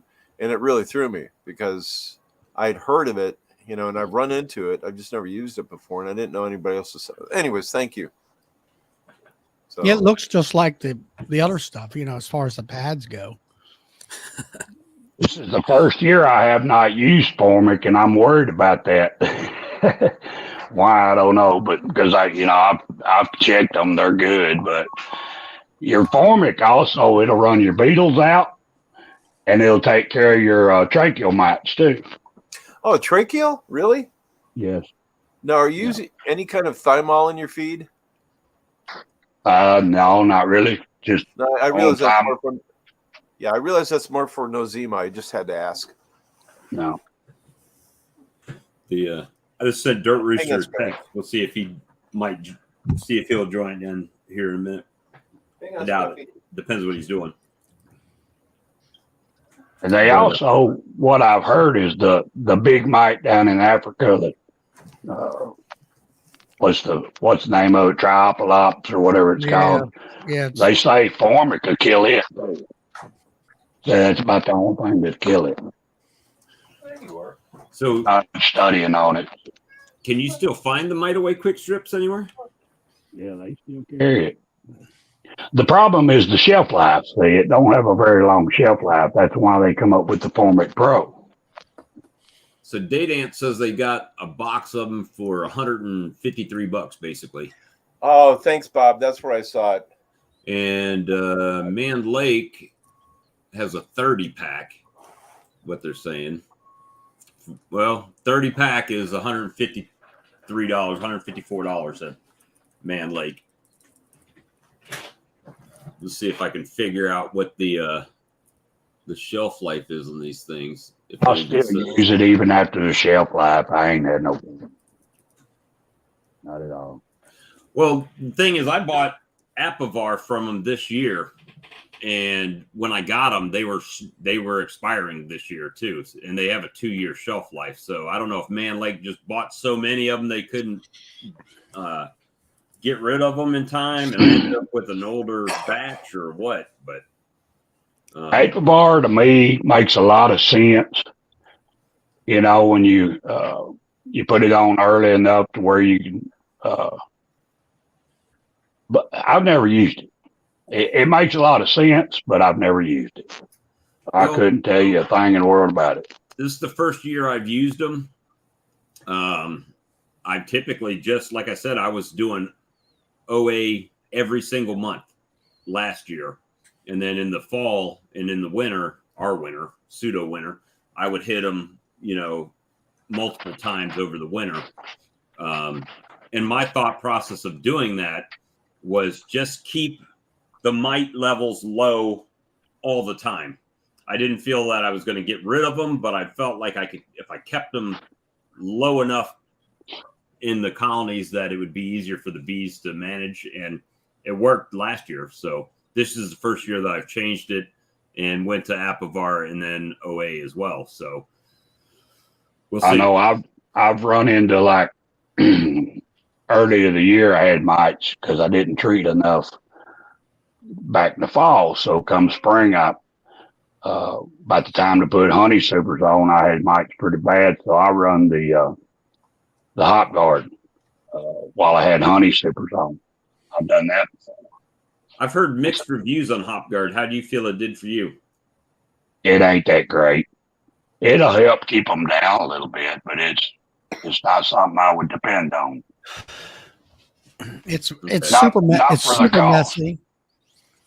Yeah, super messy and it costs a lot. So there you go. I have not heard anybody really use it that it really did anything. At that time, that was all we could use with honey supers on, so that's really the only choice I had. Well, now, I mean, how do you feel about the OA where they said if you had the label, you could treat them with honey supers on, the label addendum? My thought process on it was the bees couldn't read the label anyway. So if it was okay with the label, it should be okay without the label. As long as the bee police don't come, which we don't have here anyway, really. So I just say do what you need to do. Yeah, make them live. Well, Yeah. I had one colony coming out of the winter that had a couple. I had 4 or 5 bees that I saw in there had deformed wing virus in the spring, and I blasted. I mean, I nuked them. I'm not even going to say how much I put in there, but Yeah, I won't either. but I put a lot, and then I treated the rest of my colonies, and then I came back and blasted them again twice in the same day. I was like, well, were they white when they was flying out of the box? Yep. Okay, well, you used enough then. That was it. I mean, in the fact that they that colony made it, I figured if they were going to die, it wouldn't matter how much OA I hit them with. So I might as well just try to knock it out in one fell swoop, and Right. seemed to work. Hail Hive says, I'm waiting for Rob to make a 10-gram cup for the Larabi vaporizer.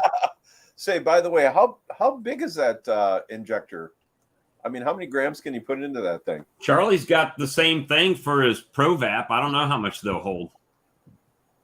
6. Okay, I think Rob. Well, it comes from over Europe, of course, and it's preset at 4. And Robbie's is Robbie's has like little metal engravings, it'll go up to 4 grams.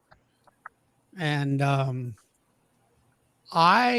what I did for myself is I took the original caps and I filled them like I normally do. And I have a gram scale, and I knew you were a hippie and had a gram scale sitting in there somewhere. Yeah, I weigh all mine goes from pounds to grams and whatever. Anyway, I dumped that pile of powder on that scale and weighed it. And what I've been putting in my cups, that the lids that you go on the ProVap, was 6 grams. So, and then I scaled the applicator, and it was set at 4. So I moved it up, I don't know, 1/8 of an inch or 1/4 of an inch at the most. And it came out exactly 6 grams.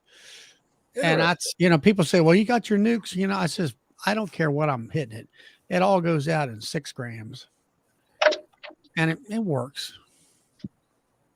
Charlie used to have long hair. I used to have hair. Yeah. Not long hair, though. No, never was a long hair person. See, Mike did us justice tonight. He put the cap on so he didn't blind us. Do you have your glasses? I have glasses on. I don't have my sunglasses. Oh, I don't have my sunglasses in here. So, hey, I'm going there, man. Look, you can see. That's my German relatives. All of them are bald. It's only I keep a matter telling of time. people, don't ever screw with the bald guys. You will never see a bald guy in a soup line. What is it? If the hair is going up the That's front, because they're the ones making sign the of a soup. good thinker, something like that. High testosterone, to go get it done attitude. Who the hell knows, Charlie? The only absolute beauty about the whole thing, and you'll attest to this, is we always know it's raining before anybody else does. Right. Oh, well, even Greg Burns, get him to take his hat off.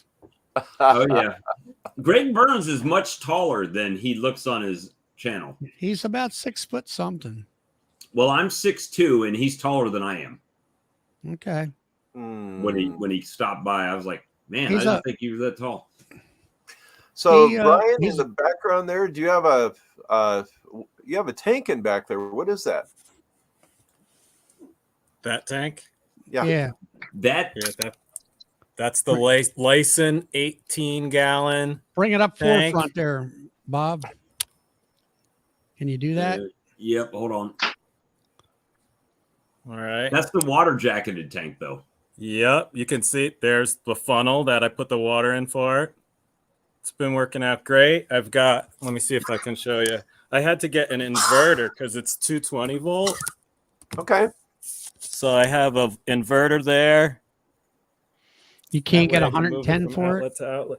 Not Well- that particular model. No, I talked to the guy at Better Be. You can replace the heating element, but you have to buy it separate. In fact, he was actually looking for a better supplier than the one he had because the supplier he had was sold out and was really expensive. So you can change it out for a 110.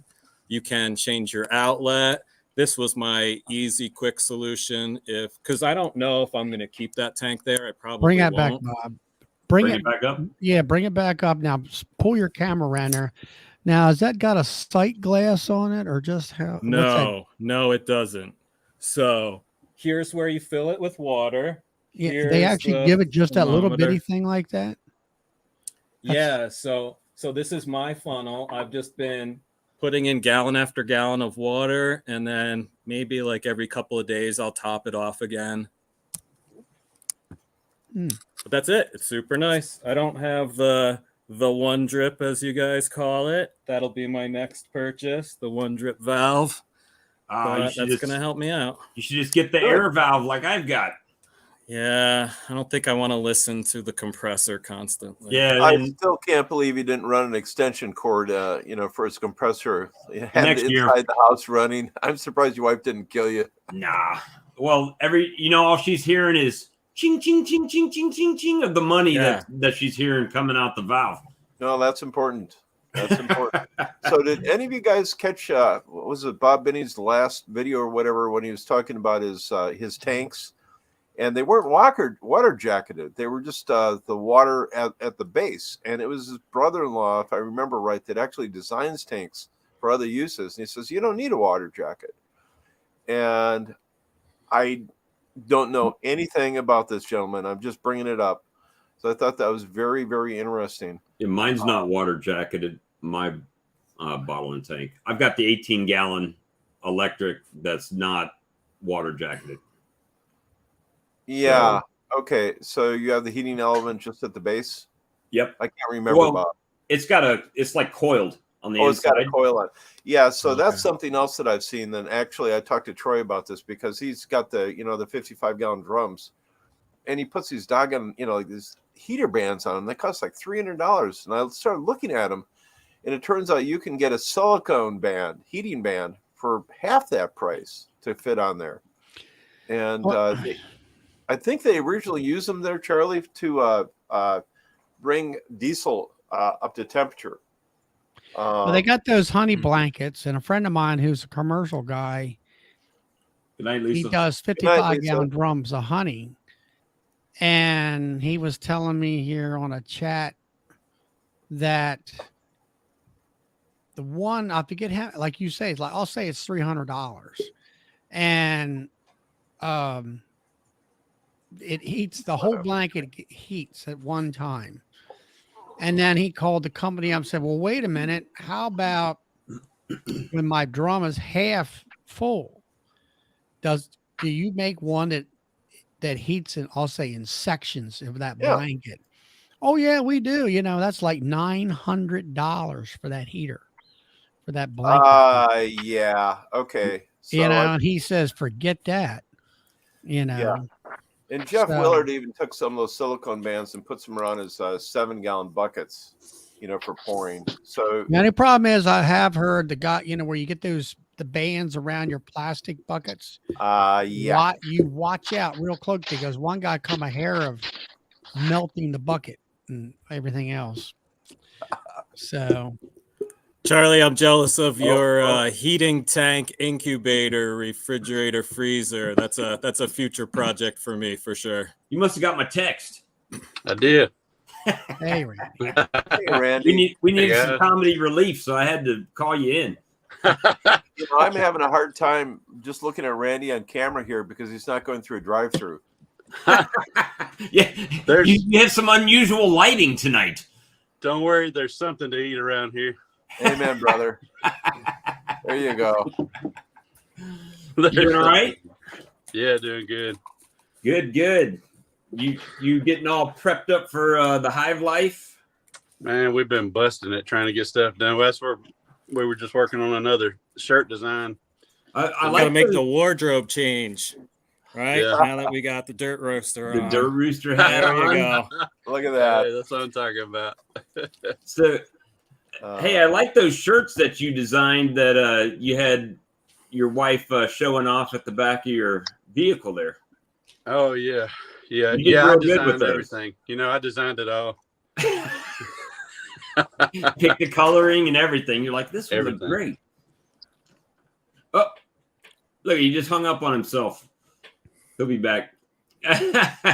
So, Brian, you liked my honey mixer, you mean, or sugar water mixer, or no, it was the hot No. box. The hot box. Yeah, that's what I need. That's a It's just an future old project of mine. refrigerator. You utilize that refrigerator guy gave to me. It actually works, as far as being a refrigerant. And I don't I never plugged it in, and I just ripped the shelves out of it, and then I put that thermostat thing in there. There he is. There he is. I killed my feed. You clicked it. I was like, And, man, he just hung up on us. Yeah, I like how you had the incubator as well. So you used the freezer part for the incubator, and then the it's fridge just part the for same the honey principle. warmer. Just a heat lamp, a little fan, and, Yeah. and put a little bit of water in there, and And you then got nothing to yourself- pick up to put into that section. Yeah, Right? well, You have to pick up the honey and put it in that top part. You can do that, but I just put a little nuke box in there and hang the cell bar in there, and it works great. Yeah. Randy, how many colonies do you have? Grayson's asking. Somewhere between 4 and 40. I don't know. 4 and 40. So Randy, the last time I talked to you on video, you were talking about somebody had walked off with some of your hives. Yeah. Yeah. Yeah. How's that going for you there? Yeah, I haven't put anything back over there recently. So I don't know. No, I'm really sorry, brother. That's all right. I've got all my game cameras out now, so There you go. if anybody walks off with anything that I've got sitting out now, I'll see who and what they're doing. Yeah. There's got to be and I'm sure you guys know all about this, but there's got to be a little GPS card that I could shove in a hive. I've been thinking about getting some of those Apple, what do you call those little disc Apple things, those trackers? Yeah, hotspots or something they call them. No, the little. No, they're called Apple. Yeah, they're a little round disc. It's a GPS thing, right? Tracker. Yeah, it's a tracker. I don't know how accurate it is, but I've been watching some videos and people are finding stuff within pretty close proximity. Some guy had some political signs getting stolen, and he cut them and stuffed them. Oh yeah. Inside the signs and tracked one of the signs to a dude's car. He knocked on the window. He's like, "Can I get my sign back, dude?" Air tags. Air tags. Okay. Air tags. That's it. Yeah, there was a That's it. lady I was watching. She lives in an RV, and she had one of them little electric bicycles or whatever. And she had put one of them inside the case of the battery, and she knew where it was at. She got the cops, and then they didn't act on it and say, "Hey, do you have?" Anyway, Yeah. long story short, she said, "Look, it's going. They're taking it and dumping it someplace." She found it along with the cops there at some kind of construction site, and all. So I mean, they work. I don't think the air tags are GPS. I think they work off of any Apple device. So if there's an Apple Yeah, well, device she had it near on her them, phone or something. Yeah. if there's an Apple device that gets near them, it connects and tracks off of that. But ideally, go ahead. sorry, ideally, I like to get one that if it starts moving, then it calls you. Yeah. Yeah, I don't know how those work. The old, and I can't remember the name of them. There were some old square ones that you used to put on your keychain, and if anybody that had that app on their phone got near it, it would tell you where it was, whether it was moving or not. But down here in a big city, it might have been good. But down here, I had some that were out there for months, and I might get a notification once every month or so that somebody passed it. But with the air tags, everybody's got an iPhone, so sooner or later, somebody's going to walk past it. Even if it's in the woods somewhere, somebody's going to come out there. boy, that'd be nice. William says they work with off of Bluetooth, he believes. Yeah, I believe they do. So, you guys get a lot of honey this year? No, not really. It was a pretty dry year. Mine are killing the dry pollen sub right now.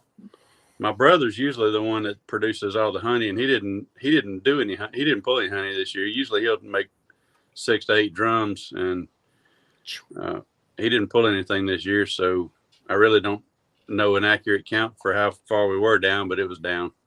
Right. Yeah. No, it's pretty nasty. We're last year and this year, so we've had 2 years in a row.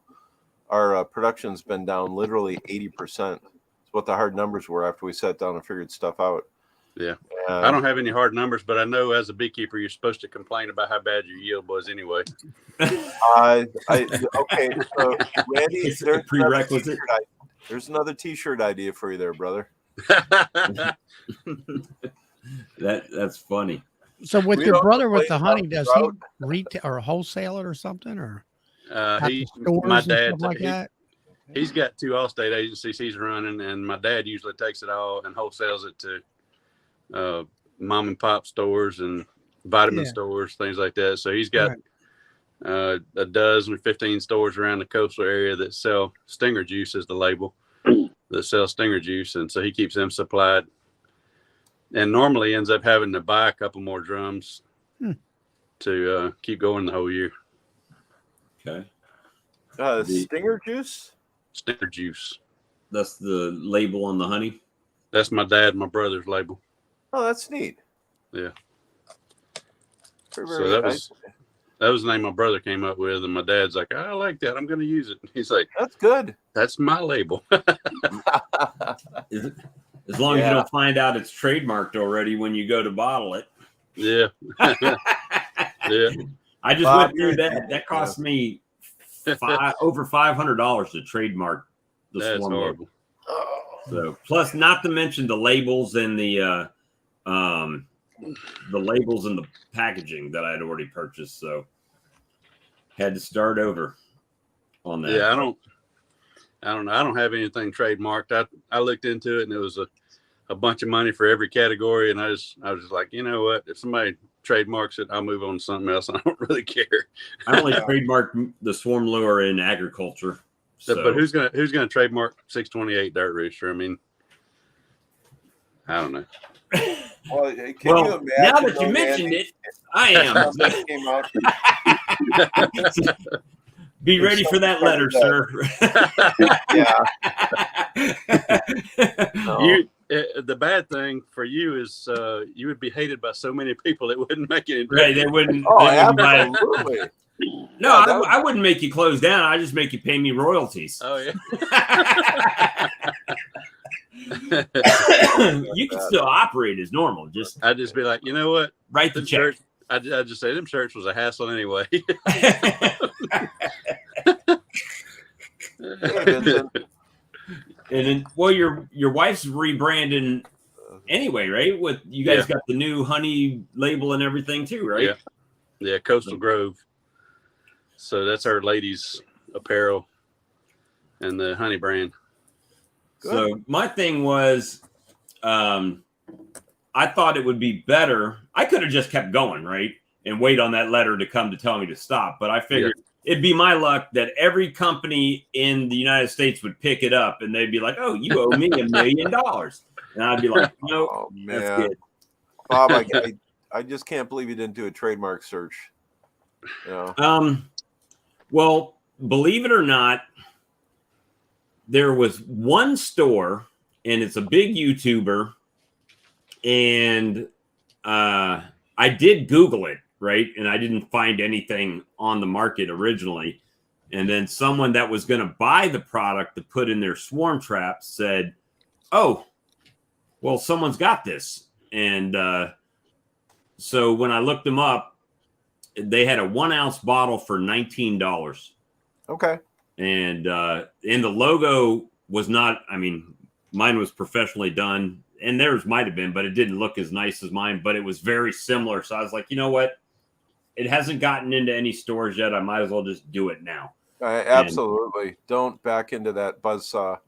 Yeah. It's just not worth it. You know, it's just not something most people think about. Like Natalie, when I know Natalie changed her name from Beekeeping Like a Girl to Beekeeping with Natalie.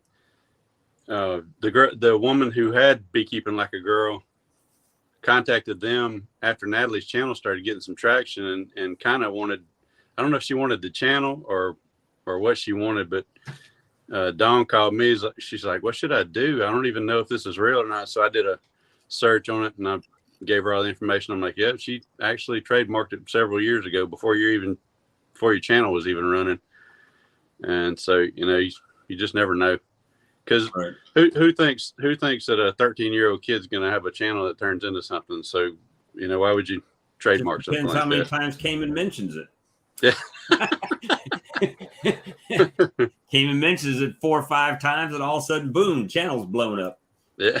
So, ask Gus Mitchell. I like Gus's channel, but his wouldn't have grown as fast as it was if Cayman wouldn't have mentioned us several times on his channel, you know. So yeah, it definitely helps out. That's why Randy's my friend. There goes. I got to mention that. Let me write that down before I forget. We're friends. we'll put be watching for the next video and watch my sub count go up when Randy says, "Oh yeah, go check Bob's channel out." Tuesday night especially. You gained 2 subs. My channel's been losing subs. Mine does that too, up and down all the time. So mine's down over the past 2 months. I'm down 30 or 40 subs. In the next month, you'll gain 500. No, it's been locking up for months. I hadn't grown in a long time.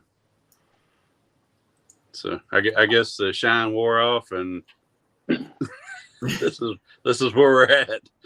Well, I think it's in the spring when you start doing more cutouts and there's more cutout videos. I bet you it starts spiking a little bit.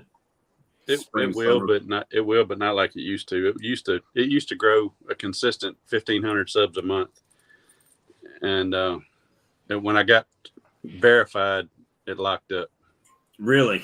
Went from 1,500 a month to 0 for about 4 months. Wow. What do you mean by verified? When you get over 100,000 subscribers, your channel can get verified. So you got a little blue check mark every time you comment on somebody's stuff, or that is really you. Yeah, that it's really you, and you supposed to get some more perks from YouTube, supposed to get more personalized service, but you don't really. I contacted them to find out what's going on with my channel, and they're like, "Oh, everything looks like it's working like it's supposed to." They might have just bottlenecked your. Don't trust. Well, it's everything too. Like I can just put up a random short, and it'll get 3,000 views. Like boom, no time, and then you click that little monetize button on there. And all of a sudden it just goes, stops. It's like no more views after that. I'm like, but it literally, was like, whenever I had about 25 or 30,000 subs, my view count was higher, and my sub growth was faster, and my income was higher than it is now. Yeah, it sounds like you've been lightly blackballed there for whatever reason. Yeah, and I've figured out that's not uncommon. No, I had one of our channels. It was a troop support thing, and they just totally took it from me. They even, it was just ridiculous.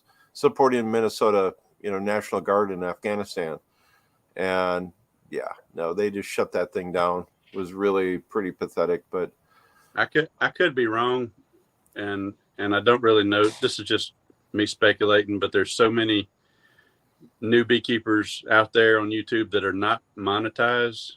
That put out just as good a content and a lot more of it, and they're still running ads on their channels, so they can run all those ads and not have to pay out.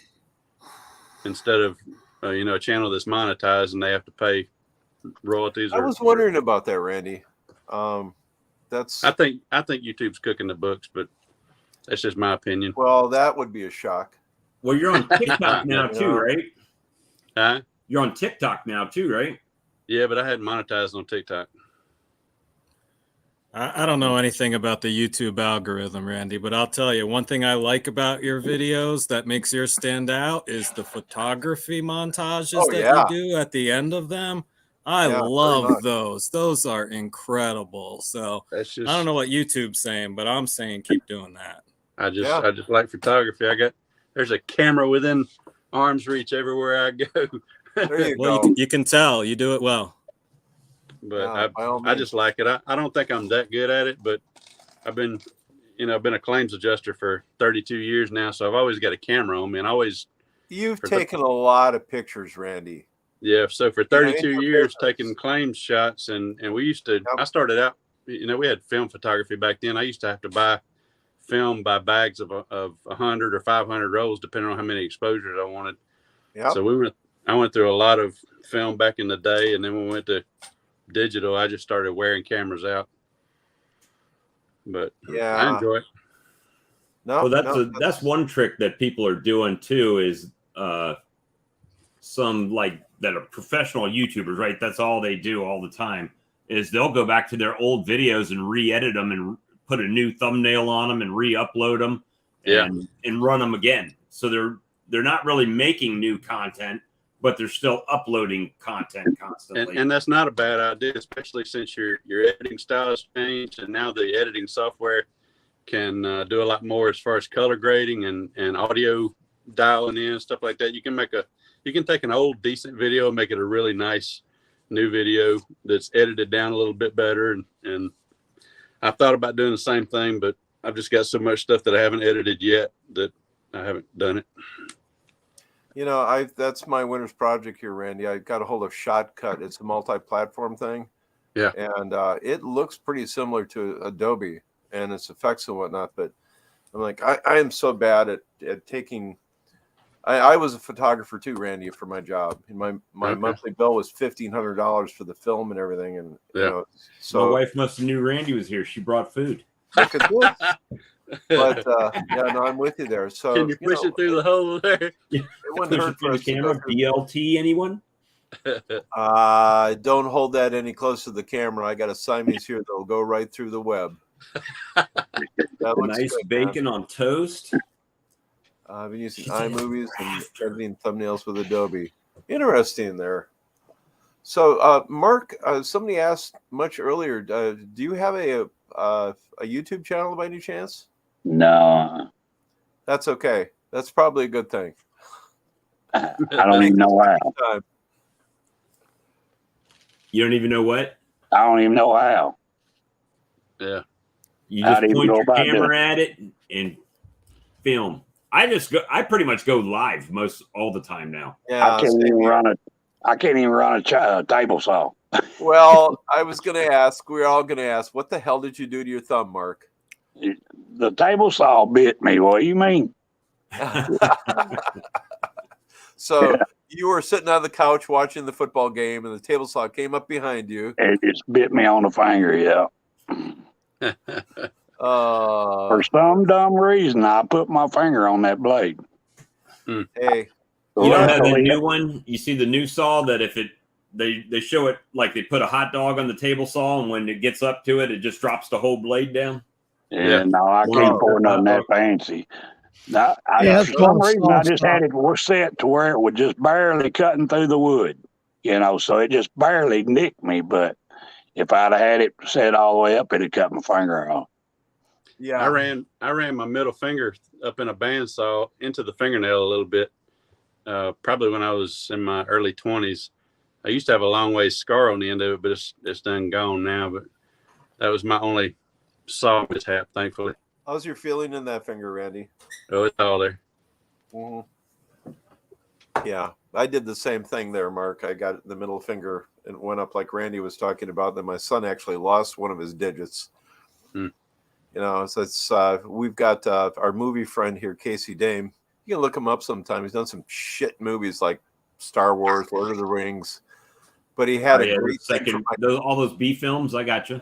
Yeah, but he had a great saying that I still repeat to my grandchildren. Safety first, or stupid will get you.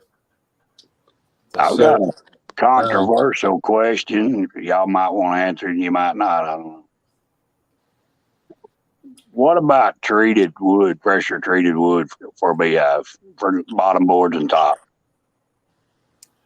What do y'all think? Yeah, I wouldn't do it myself. I'd use white oak and then just be done with it. In fact, As far as like migratory ledge, you can buy treated migratory from Man Lake. You I know- got Yeah, but they're not pressure treated. I think they're like that copper naphthenate, you know. okay. pressure treated, Yeah. I presume. I'm talking about, pressure treated plywood. What y'all's thoughts? I I know don't Randy's seen them in every kind of wood out there, probably with his cutouts. Yeah, they don't mind getting on pressure treated wood. And John Pluta, he used to have a YouTube channel. He's still on YouTube probably, but I don't think he puts videos out anymore. He used to pressure treat his stuff and just let it dry for 6 months. And he didn't pressure treat it. He dipped it in diesel and naphthenate, something else. I don't even know, but he would just let it dry for 6 months. But the bees don't seem to mind. They'll propolis something they don't like.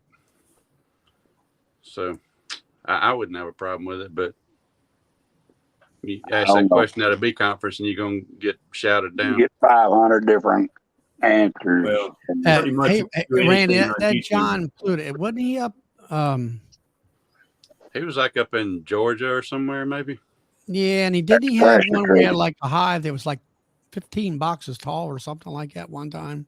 Yeah, he had about, I don't know. I liked him. He was kind of one Kind of them a good, muscle. He was kind of good old boy. yeah, I remember him. Do you Yeah. use pressure treated all the time, Mark? I'm just going to try some, see what happens. Go for it. These are like little mini pallets. I got to put the bottoms on them, the left runners on the bottom.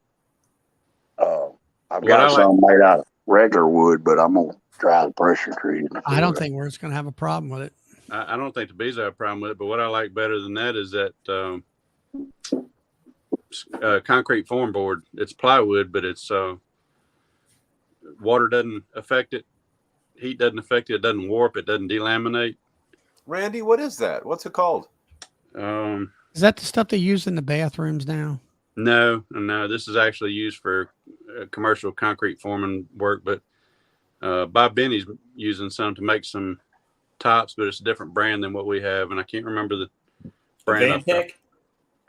Is it that Advantech stuff? No, it's not. no. It's not Advantech. It's probably the same process to put it together, but it's not a chipboard. It's a plywood. It's not OSD. No, it's not No, OSB. you're talking about the or that plywood that Bob buys and makes all his bottom boards and stuff out of. Yeah, that's the same stuff. We have a different brand that we use because we get it used. Bob looks like he's buying his stuff brand new. It is. That stuff's expensive, ain't it? It is expensive. Yeah, but you'll never replace it. I mean, it's lifetime. It's called three-quarter treated plywood was $48 cheap at Lowe's. Yeah, he was buying that. But I can get 15 out of one sheet. It's called high definition or high density something another. I would look it up, but y'all are on my phone. Yeah, Brad or Hale Hives just wrote down there high density overlay plywood, HDO. Other people are chiming in there. Yeah, I think that's it. I found some. I was driving down the highway and I saw some Advantech that had fallen off somebody's truck and was laying up on on a Jersey barrier. And I almost stopped and threw it in the truck, and I was like, "Oh, that's only ½ inch." So now oh my gosh, we use Gorilla board. We use Gorilla board from Home Depot for some of our mobile home repairs, and it's $70-something a sheet, or was during COVID. But that stuff is like Advantech, but it's smoother. Okay. And it's not. I've left some of that out in the weather for 6 months, and the only thing that did was it was a full sheet, so it sagged a little bit from the sun beating on it, but it didn't delaminate or swell or anything. Right. I'm gonna leave these in here by my wood stove and let them dry. Good. Yeah. Yeah, that stuff John did. I think he left it out in the weather, or out in his shop, maybe not out in the weather, but out there for 6 months or so before he put it on the hive. Yeah. I've got a wood stove out here in the shop. So yeah. Bob Benny, when he hits it with a copper sulfate, what does he say? He tries to let it sit for 6 months before they paint them or something? yeah. Yeah. Yeah. and it was Well, very I would interesting. say Bob Benny's got a little deeper pockets than old Bob has right now. Yeah, that's Just true. a little bit. So I got a question for everybody here, I guess. I was talking to, God dang, who was I talking to? Johnny, the Tennessee beekeeper today. And I was going to go out and do inventory. You know, take a look. What have I got? I know I need to get some other frames and whatnot, but, and we're redoing all of our upper lids. But I mean, how often do you guys do inventory and just take a look at what you got and, you know, during the winter and think, okay, this is what I need for next year? Anybody do that? Yeah, every winter. I do did it, last right winter, about now. but Yeah. I can just look at my great wall of bee boxes now and be like, yeah, I'm good for the moment. So I do every winter, but then I wait until spring when I absolutely have to have it, and I start calling around trying to find it. Hey, that's understandable. But the point is that you do take a look at it, and Brian, you do that too. Yeah, I try to order stuff starting in December so I can kind of I work slow, so I putter around. I'll build stuff throughout the winter so it's ready to go for the spring. Yeah, and that's what Vince and I did last year when we made all those. What do we make? 50, 60 supers or whatever. It's like, okay, now I've got a wall of them like you're talking about there, and but now I got to thinking, I've got one guy that wants me to put 20 hives in his yard. I don't want to do it, but you know, it's closer to the Wisconsin border. We've got the St. Croix River there, and it's drought proof, which is a problem that, you know, I just told you we got killed the last 2 years here. So I'm just trying to go through it, and so here's another question for you guys. What are you doing? What are all you guys running for frames, foundations, and so on? Acorn, all Acorn. plastic. Acorn plastic. Acorn. Yeah. Wax. I still got a bunch of it to use up. Yeah. Wow. I started when I started, I was doing that stringing the frames, and I realized just how long it took me to put 100 together and then string them. And I was like, yeah, no, it's not for me. Then I started getting the Acorn foundation to pop in them. That I'm like, yeah, but if I'm going to do that and I can get the Acorn foundation already in a plastic frame, it just was cheaper. I don't really care what kind of foundation. I just need something that'll hold wax because I'm re-waxing everything. Yeah. So it doesn't matter to me. It doesn't matter to me if it was single, triple coated. I don't care what it was or who put it on. As long as it's a foundation that I can wax, that's all I need. Okay. Randy, do you use a roller or do you dip it? Foam roller. It works so good. You get yourself like a big old crock pot or whatever turkey roaster. Yeah. Fits just perfect in there. No, that's what I do too. Horchoff dips all his, but I see it leaves a lot of air bubbles under it, and I don't know. It probably doesn't make any difference, but it leaves a lot of air bubbles, and so when you roll it, it gets in the bottom. Well, that's what I'm gonna do this year. I've rolled mine in years past, and problem I get a little bit. It's like you want to put more on, you know, and you almost like fill it, you know, and it's like I don't think that they like that, you know. Is it? Yeah. You just want to you don't want to just put like basically a light film on there, I think, right? Yeah, you don't want it super, super heavy, but you want it better than what you get from the manufacturer. Which then leads you to believe, should you even buy it with wax on it at all? And just, exactly. I wouldn't pay the extra for the wax because I'm going to wax them anyway, so it doesn't help me any. Yeah, yeah. But my brother is in agreement with you, Charlie. If you put too much on there, they just build over what you've caked in the bottom of that cell, in the bottom of that formed cell cup. I know they take some of that and draw it out, but he thinks it's a waste of wax because he thinks that they leave a lot of it in the bottom of the cell cup. Yeah, I mean, I did that a long time ago. I was waxing it and stuff. Yeah. Yeah. So I was just using a wax block and rubbing it on the plastic foundation, and that worked pretty well. We do twice per side. We'll wax one side, flip it, wax the other side, and back and back. Oh. Triton, Pirico. I was wondering what the hell you were talking about. Pier 1 Foundation. So does it come with a little bamboo, ottomans? And, It's got some throw pillows you put out on the side of the house. yeah, it looks pretty sharp, but I'll tell you trying what to attract the wrong kind of women there. That's the problem. what I like about the plastic is that the plastic frames seem skinnier, so they fit not as tight in the box. Does that make sense?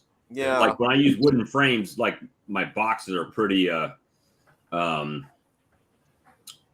pretty tight to get the frames out sometimes, but when I use the plastic frames, there seems like there's more play in there. That's where the bees will put a if you don't cut it off with a hive tool, they'll put up a 1/4 of an inch worth of propolis on them shoulders. You'll lose an inch or more. So Soaps and Suds and such said, "Hey Bob, ask Dirt Rooster if him and his wife liked the painting my daughter painted for them." She asked. Who was that? Soaps and Suds and such? Yep. Refresh my memory. I guess What was they it? sent you a painting. It probably gets a lot of stuff. It probably hasn't been opened yet. It's from Spanky. It was from Spanky. It hadn't been opened yet. I had Spanky's and ECPs and a couple others here that I was going to open and give a shout out, and I just haven't gotten around to it. I have to do that before Hive Life, though. Before Hive Life. Spanky also did something for my dad that's supposed to be in the box too, and I think it's this. I don't see the label, but I think it's this big box next to me here. So I got to get that done and tell everybody thanks for sending that stuff. It's not a lot of stuff. It's just getting around to it. I don't even want to show you my desk. It looks like what the skinny bee man. What's Joe May? Yeah, Joe May. my desk was like Joe May's background. I know. I get such a kick out of it. Not like my shop. Yeah. Hey, at least Mark, at least you got all your stuff stacked up fairly well behind you, so it's not going to fall and kill you. Well, y'all saw my other room. I had to move in here because there was too much junk in that room. It filled up. I had to move in here so I could start filling this up with junk. Yeah. So have you knocked that shelf off behind you yet? No, I have knocked bottles down though. There we go. Okay, that's a halfway point. See, there. it's not bad. Not a bad little display from Hobby Lobby shelf. Rick's Roots last. Want to see something beautiful? Go see Ricky's latest horizontal hive on Hive Life Channel's Facebook page. Interesting. Okay, you If it's talked one me of into it. If it's one that's been out for a couple of days, it's a beautiful paint, and I guess his wife painted it. Oh, she painted it really nice. Okay. I think so. Yeah, she does. She does all the painting. Yes, she did a great job on this last one I saw. If it's one they put up today, I haven't seen it. Last time I talked to Ricky, he said they had to make 50 horizontal hives before the show. Wow. He's stressing it out, I think, right now. Yeah, my dad ordered one of them. You know, I saw. Didn't your dad get one from him a couple years ago? Yeah. He wants one of those 5 nuke, 5 or 6, 5 or 6. Oh, the nuke. Queen Room nukes. Yeah, like Yeah. Lee. Yeah. Yeah, that was like that, and also over Jason at Bohemia Bees when he was over there. We had that party going. Is this the one? Yeah. I think this is the one you're talking about here. How was the party, Charlie? It was good. Food was good. Oh, look at that. Yeah, that's the one. It's like it's got a hammered copper lid to it. Yeah. Okay, that's expensive. Oh, that's what that is. Yeah, it's a good looking hive. Now, my question is, how will that copper hold up in the weather? Because everything that we get copper down here seems to turn green. Yeah, Statue of Liberty says it'll do pretty good. Oh, yeah, that's true. But it's green now, too. Yeah. So they clean it. That's the patina. Yeah, the party was really good. We had good food, and we had that unboxing of that hive, and I don't know what it was on the video or not, but Jason was, giving these thanks to everybody there, and about that time, the big old rooster went, and Jason says, Yeah, that's my sentiments too. And I said, well, I think that's the dirt rooster showing up. Everybody took and just laughed and everything and all. But no, it was a really nice nice thing. We got to, to see all different type of hives and things that Jason has there and his shop and a little bit of his small, has a honey house type thing on his. It's like a back barn, I guess you might say, behind his house. Yeah, no, I wasn't about to show up primarily because I wasn't invited. Hey, it's kind of like a fishing trip I heard about recently. Yeah. I don't think I didn't talk to Terry about that. Yeah. Yeah. Well, and this is what Ian's doing nowadays. Oh, showing man. You guys know what those cows go for? Showing some of his cattle off. Yeah. That's like a bull to me, I think. That's a Charlene, and those bulls will go for anywhere from $10,000 to $35,000 a piece.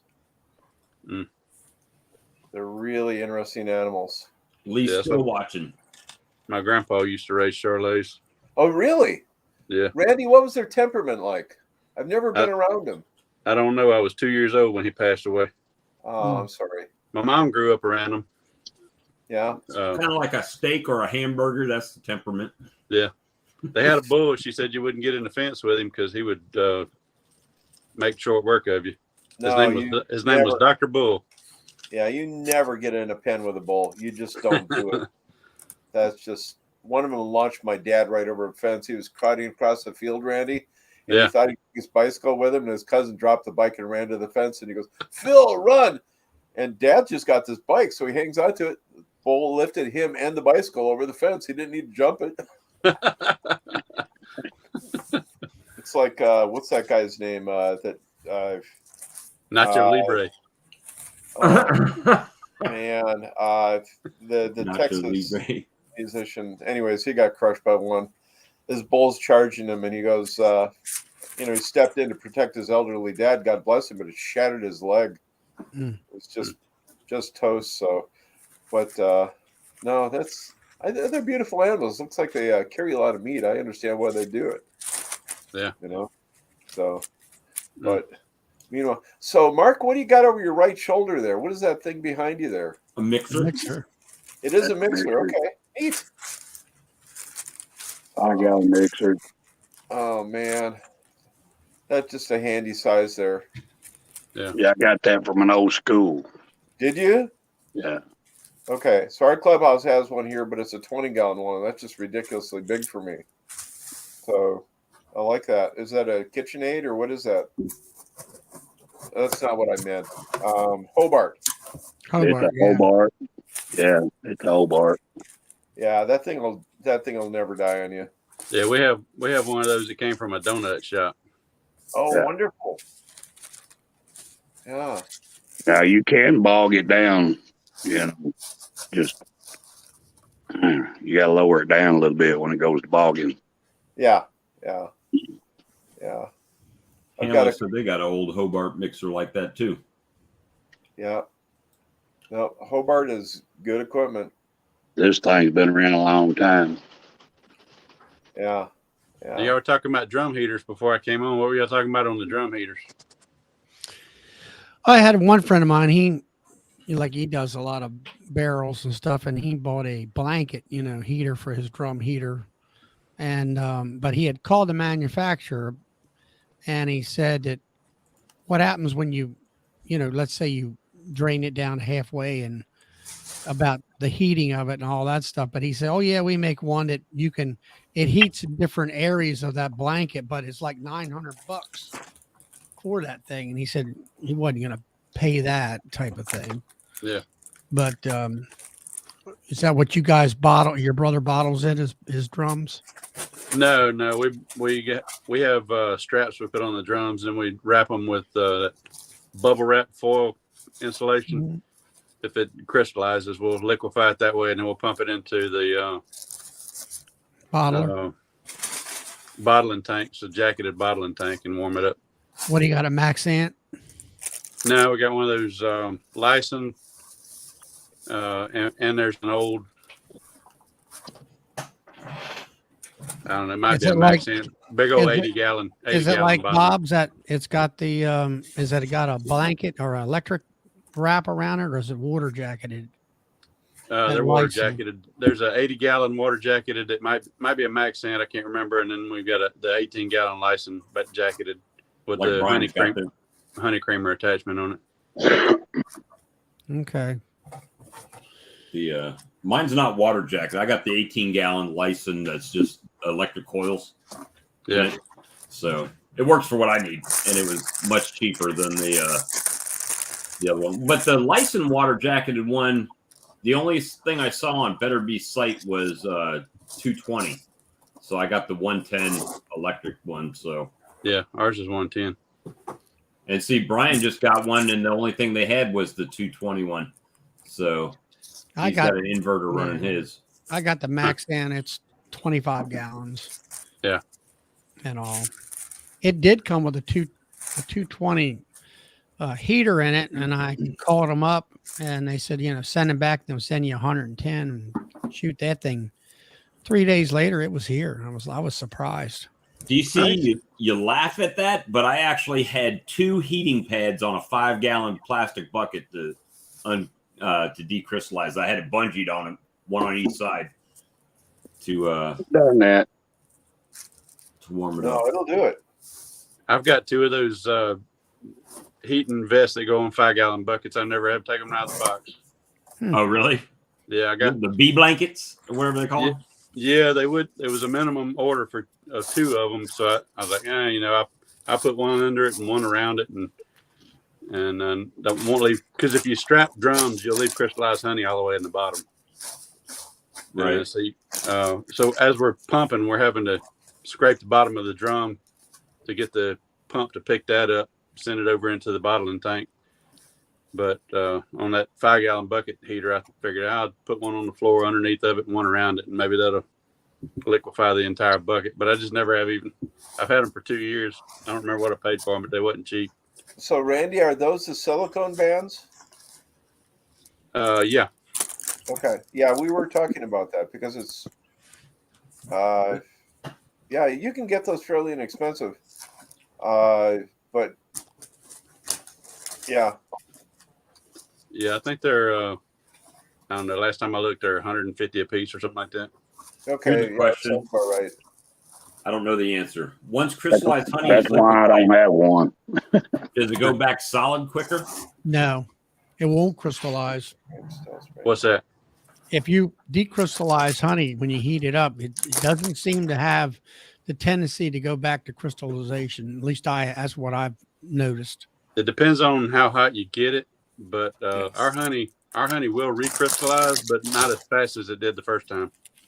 Mhm. Not near as fast as it did the first time. Yeah, it's slower. Yeah, it will, Yeah. but slower. Yeah. What I did is I've got a little egg incubator, one of those styrofoam ones from Tractor Supply that's got the heating element right in the top. Yeah.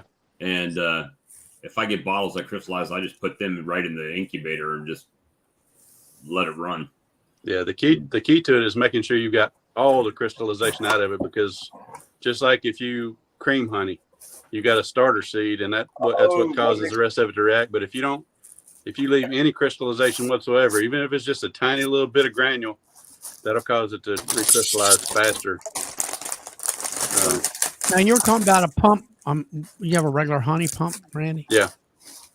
Yeah. Regular gear pump. Regular honey pump, got a giant hose on it with the locks on both sides of the Yeah. couplers. Yeah. Right. Is that like a Daydan, or is that something else? It's an old Daydan. It's probably 270 years old. Hmm. Well, guys, it is 10:15, so we've gone over about 15 minutes, but I do appreciate all you guys stopping in and covering for Lee, leaving me hanging in his illness state tonight. And Is he seasick? Yeah, he's seasick. Yeah, boy, he Gabe, sees things and he's sick. Yeah. Yeah, he is sick. So Randy, I was talking to Nancy last night. I hear she's going to kind of help you and your wife out at the stand Yeah. at Hive Life. So Yeah. yeah, we talk quite often. She's north of me about 3 hours, but Oh wow. so. Yeah. But I'll be there too. Yep. She's gonna be in the booth for a little bit. Yeah. I don't want to tire her down the whole time. She's got to go be able to go see everything, but she's gonna jump in and. I from talking to her, I think she's got a lot of experience with that, and Okay. you know, she does a lot of vending herself, and then I think she likes that kind of stuff too. She likes that, you know, interaction with the customers and stuff like that. Yeah. Yeah, that is fun. So that'll give you guys some break too. Yeah. Is your dad going to be able to make it this year too? He's Trying, maybe. he has a ticket and his hotel room is reserved.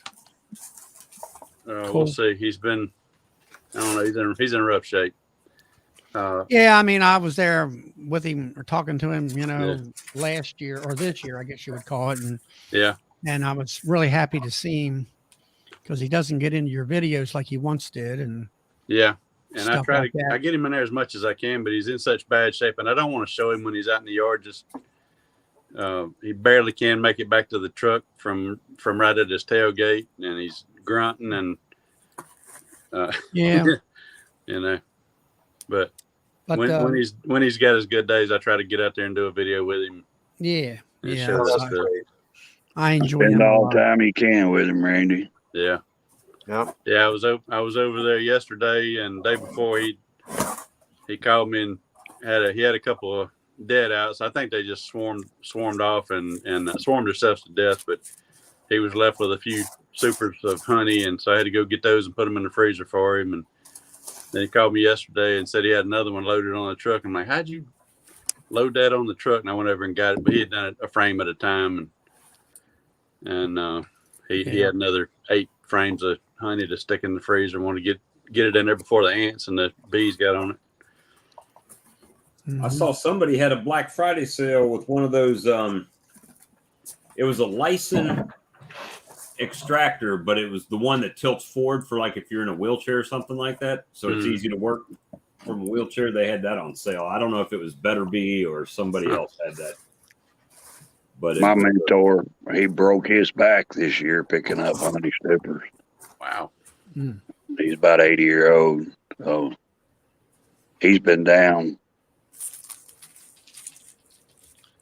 I like to buy one of them hive lifters like Mike Berry has, but I would like to buy a hive lifter, but I'm just one of them things. I look at it and it looks to me like it's top heavy, I guess you would call it when it's. You know, that really got my attention here too, Charlie. Vince and I have been working on taking a 6-wheeler or a 4-wheeler and just mounting one right to the front of that. And the boys have got it figured out. So it's, I don't know.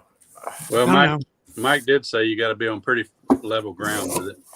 Mine's, you know, Mike, like you can see my stuff right there behind me, and it's pretty level. Yeah. But I do a lot of, you know, when you do the single brood chamber thing where I'm going in there and basically lifting the honey supers off just to check the amount of brood that's in there to equalize it so it don't swarm. And it's like, you know, some of them, you know, they get up to where they're so darn full. And I'm like I talked to Mike about it past year, and when you raise that up, you got to raise it up so high in order to throw the weight to the back wheel so it'll sit there. Yeah. And I'm like, I don't. And then the other style, I don't think you can let it sit back on itself. You know, 'cause I'm by myself, so I don't know. There's a manual one that a lot of the commercial guys use just for moving a couple boxes around, and it works really well. Is that gray one they called the hive lifter? Just no, it doesn't have a motor on it. It's an aluminum frame wheelbarrow tire. You can move. It's for moving boxes on and off of dollies, on and off of pallets that are sitting on the ground. Oh, okay. So you can move 1 or 2 boxes at a time off of a pallet or onto a pallet, whatever you want to do. But right. It doesn't have any kind of lift on it, but it works really good. I've been around those and used those a little bit. Yeah, it's one of them things that I like to pick the tires on and check it out myself, and whether it fits me, you know. Yeah. And because you're looking at, I don't mind spending the money. It just make sure that's exactly what I want.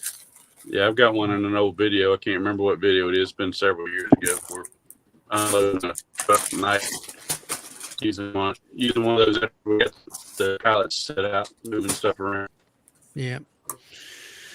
All right. Well. All right, guys. Well, we're gonna go ahead and call it. So, it's past these old guys' bedtime. Surprised Charlie's still awake. He usually catches a nap in between, and he hadn't done it tonight. So, you guys. Brian's the young man in the group, huh? Yep. And it's only 8:18 here in Colorado. That's right. Same here. 10:18 or 9:18 something. I don't know. It was 9:18 here. I think. Yeah. Almost 10:30 here. Well, nice to meet everybody. I wanted to put a face to my name. I'm going to be at Hive Live, so I'm going to get a chance to see you all at Hive Live as well. I'll pop on again as we get there, but I've just really enjoyed all these streams, so I appreciate all you guys do. Yeah, I mean, I'll be there, Brian. Come on up and see me. I'm supposed to get some, as Greg says from Burns says, if I get some swag, I got a what do you call it? A popcorn machine to bring with, Charlie? No, I don't have that. Get a Sawmill Charlie popcorn machine. I'm gonna have a hoodie with my logo. I got a lady that locally here is making me up a logo. So cool. Nice. I'll have it on my hoodie and stuff. So hopefully, that way you can make sure it's me. You guys are funny. Yeah. Hive Life's I don't know. The only problem I find with Hive Life right now is it's got so many people. Is it going to be elbow to elbow type thing?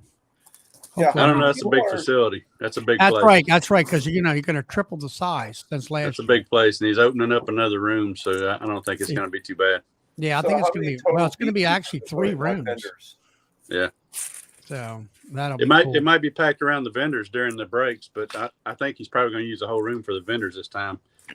So, yeah, the way I understood it, he's going to have one major room for vendors and then 2 rooms for the speakers and stuff. Yeah.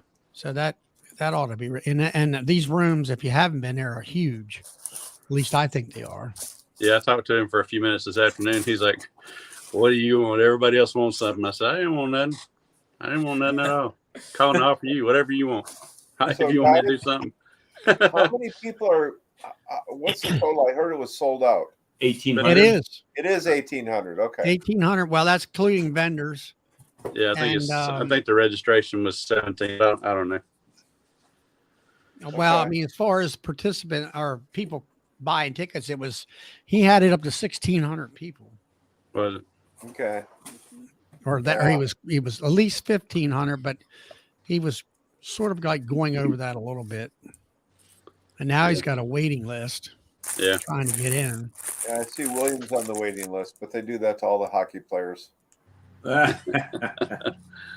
right, guys. Well, everybody have a good night, and I'm sure we'll see you in the stream team chat tomorrow. All right, we'll see y'all later. All right, guys. Good talking with you. Okay, Good talking with you. Randy, Mark, Good night. Mike, Brian, Charlie. Yep. Appreciate all y'all. Thank you. All Everybody right. feel better. See ya. Have a Oh good yeah, night. Lee, take care of Brian, yourself. what's your YouTube channel? Yeah, okay, Mark. Be safe. Amen. Brian, you have a YouTube channel? Not really, technically, so I can do this stuff, but I haven't put out content yet. Maybe I will in the future, but not really yet. I do Instagram. That's more my wife's kind of thing, but we're mostly on that. So it's Flower Street Farm Bees. Street Farm Bees. I'm already subbed to Charlie and Bob. Yeah, I'm sorry for that. Well, nice to meet you, Randy. Appreciate Y'all it. have a good Randy. evening. Good to talk to y'all. See y'all later. All right, we'll see you now.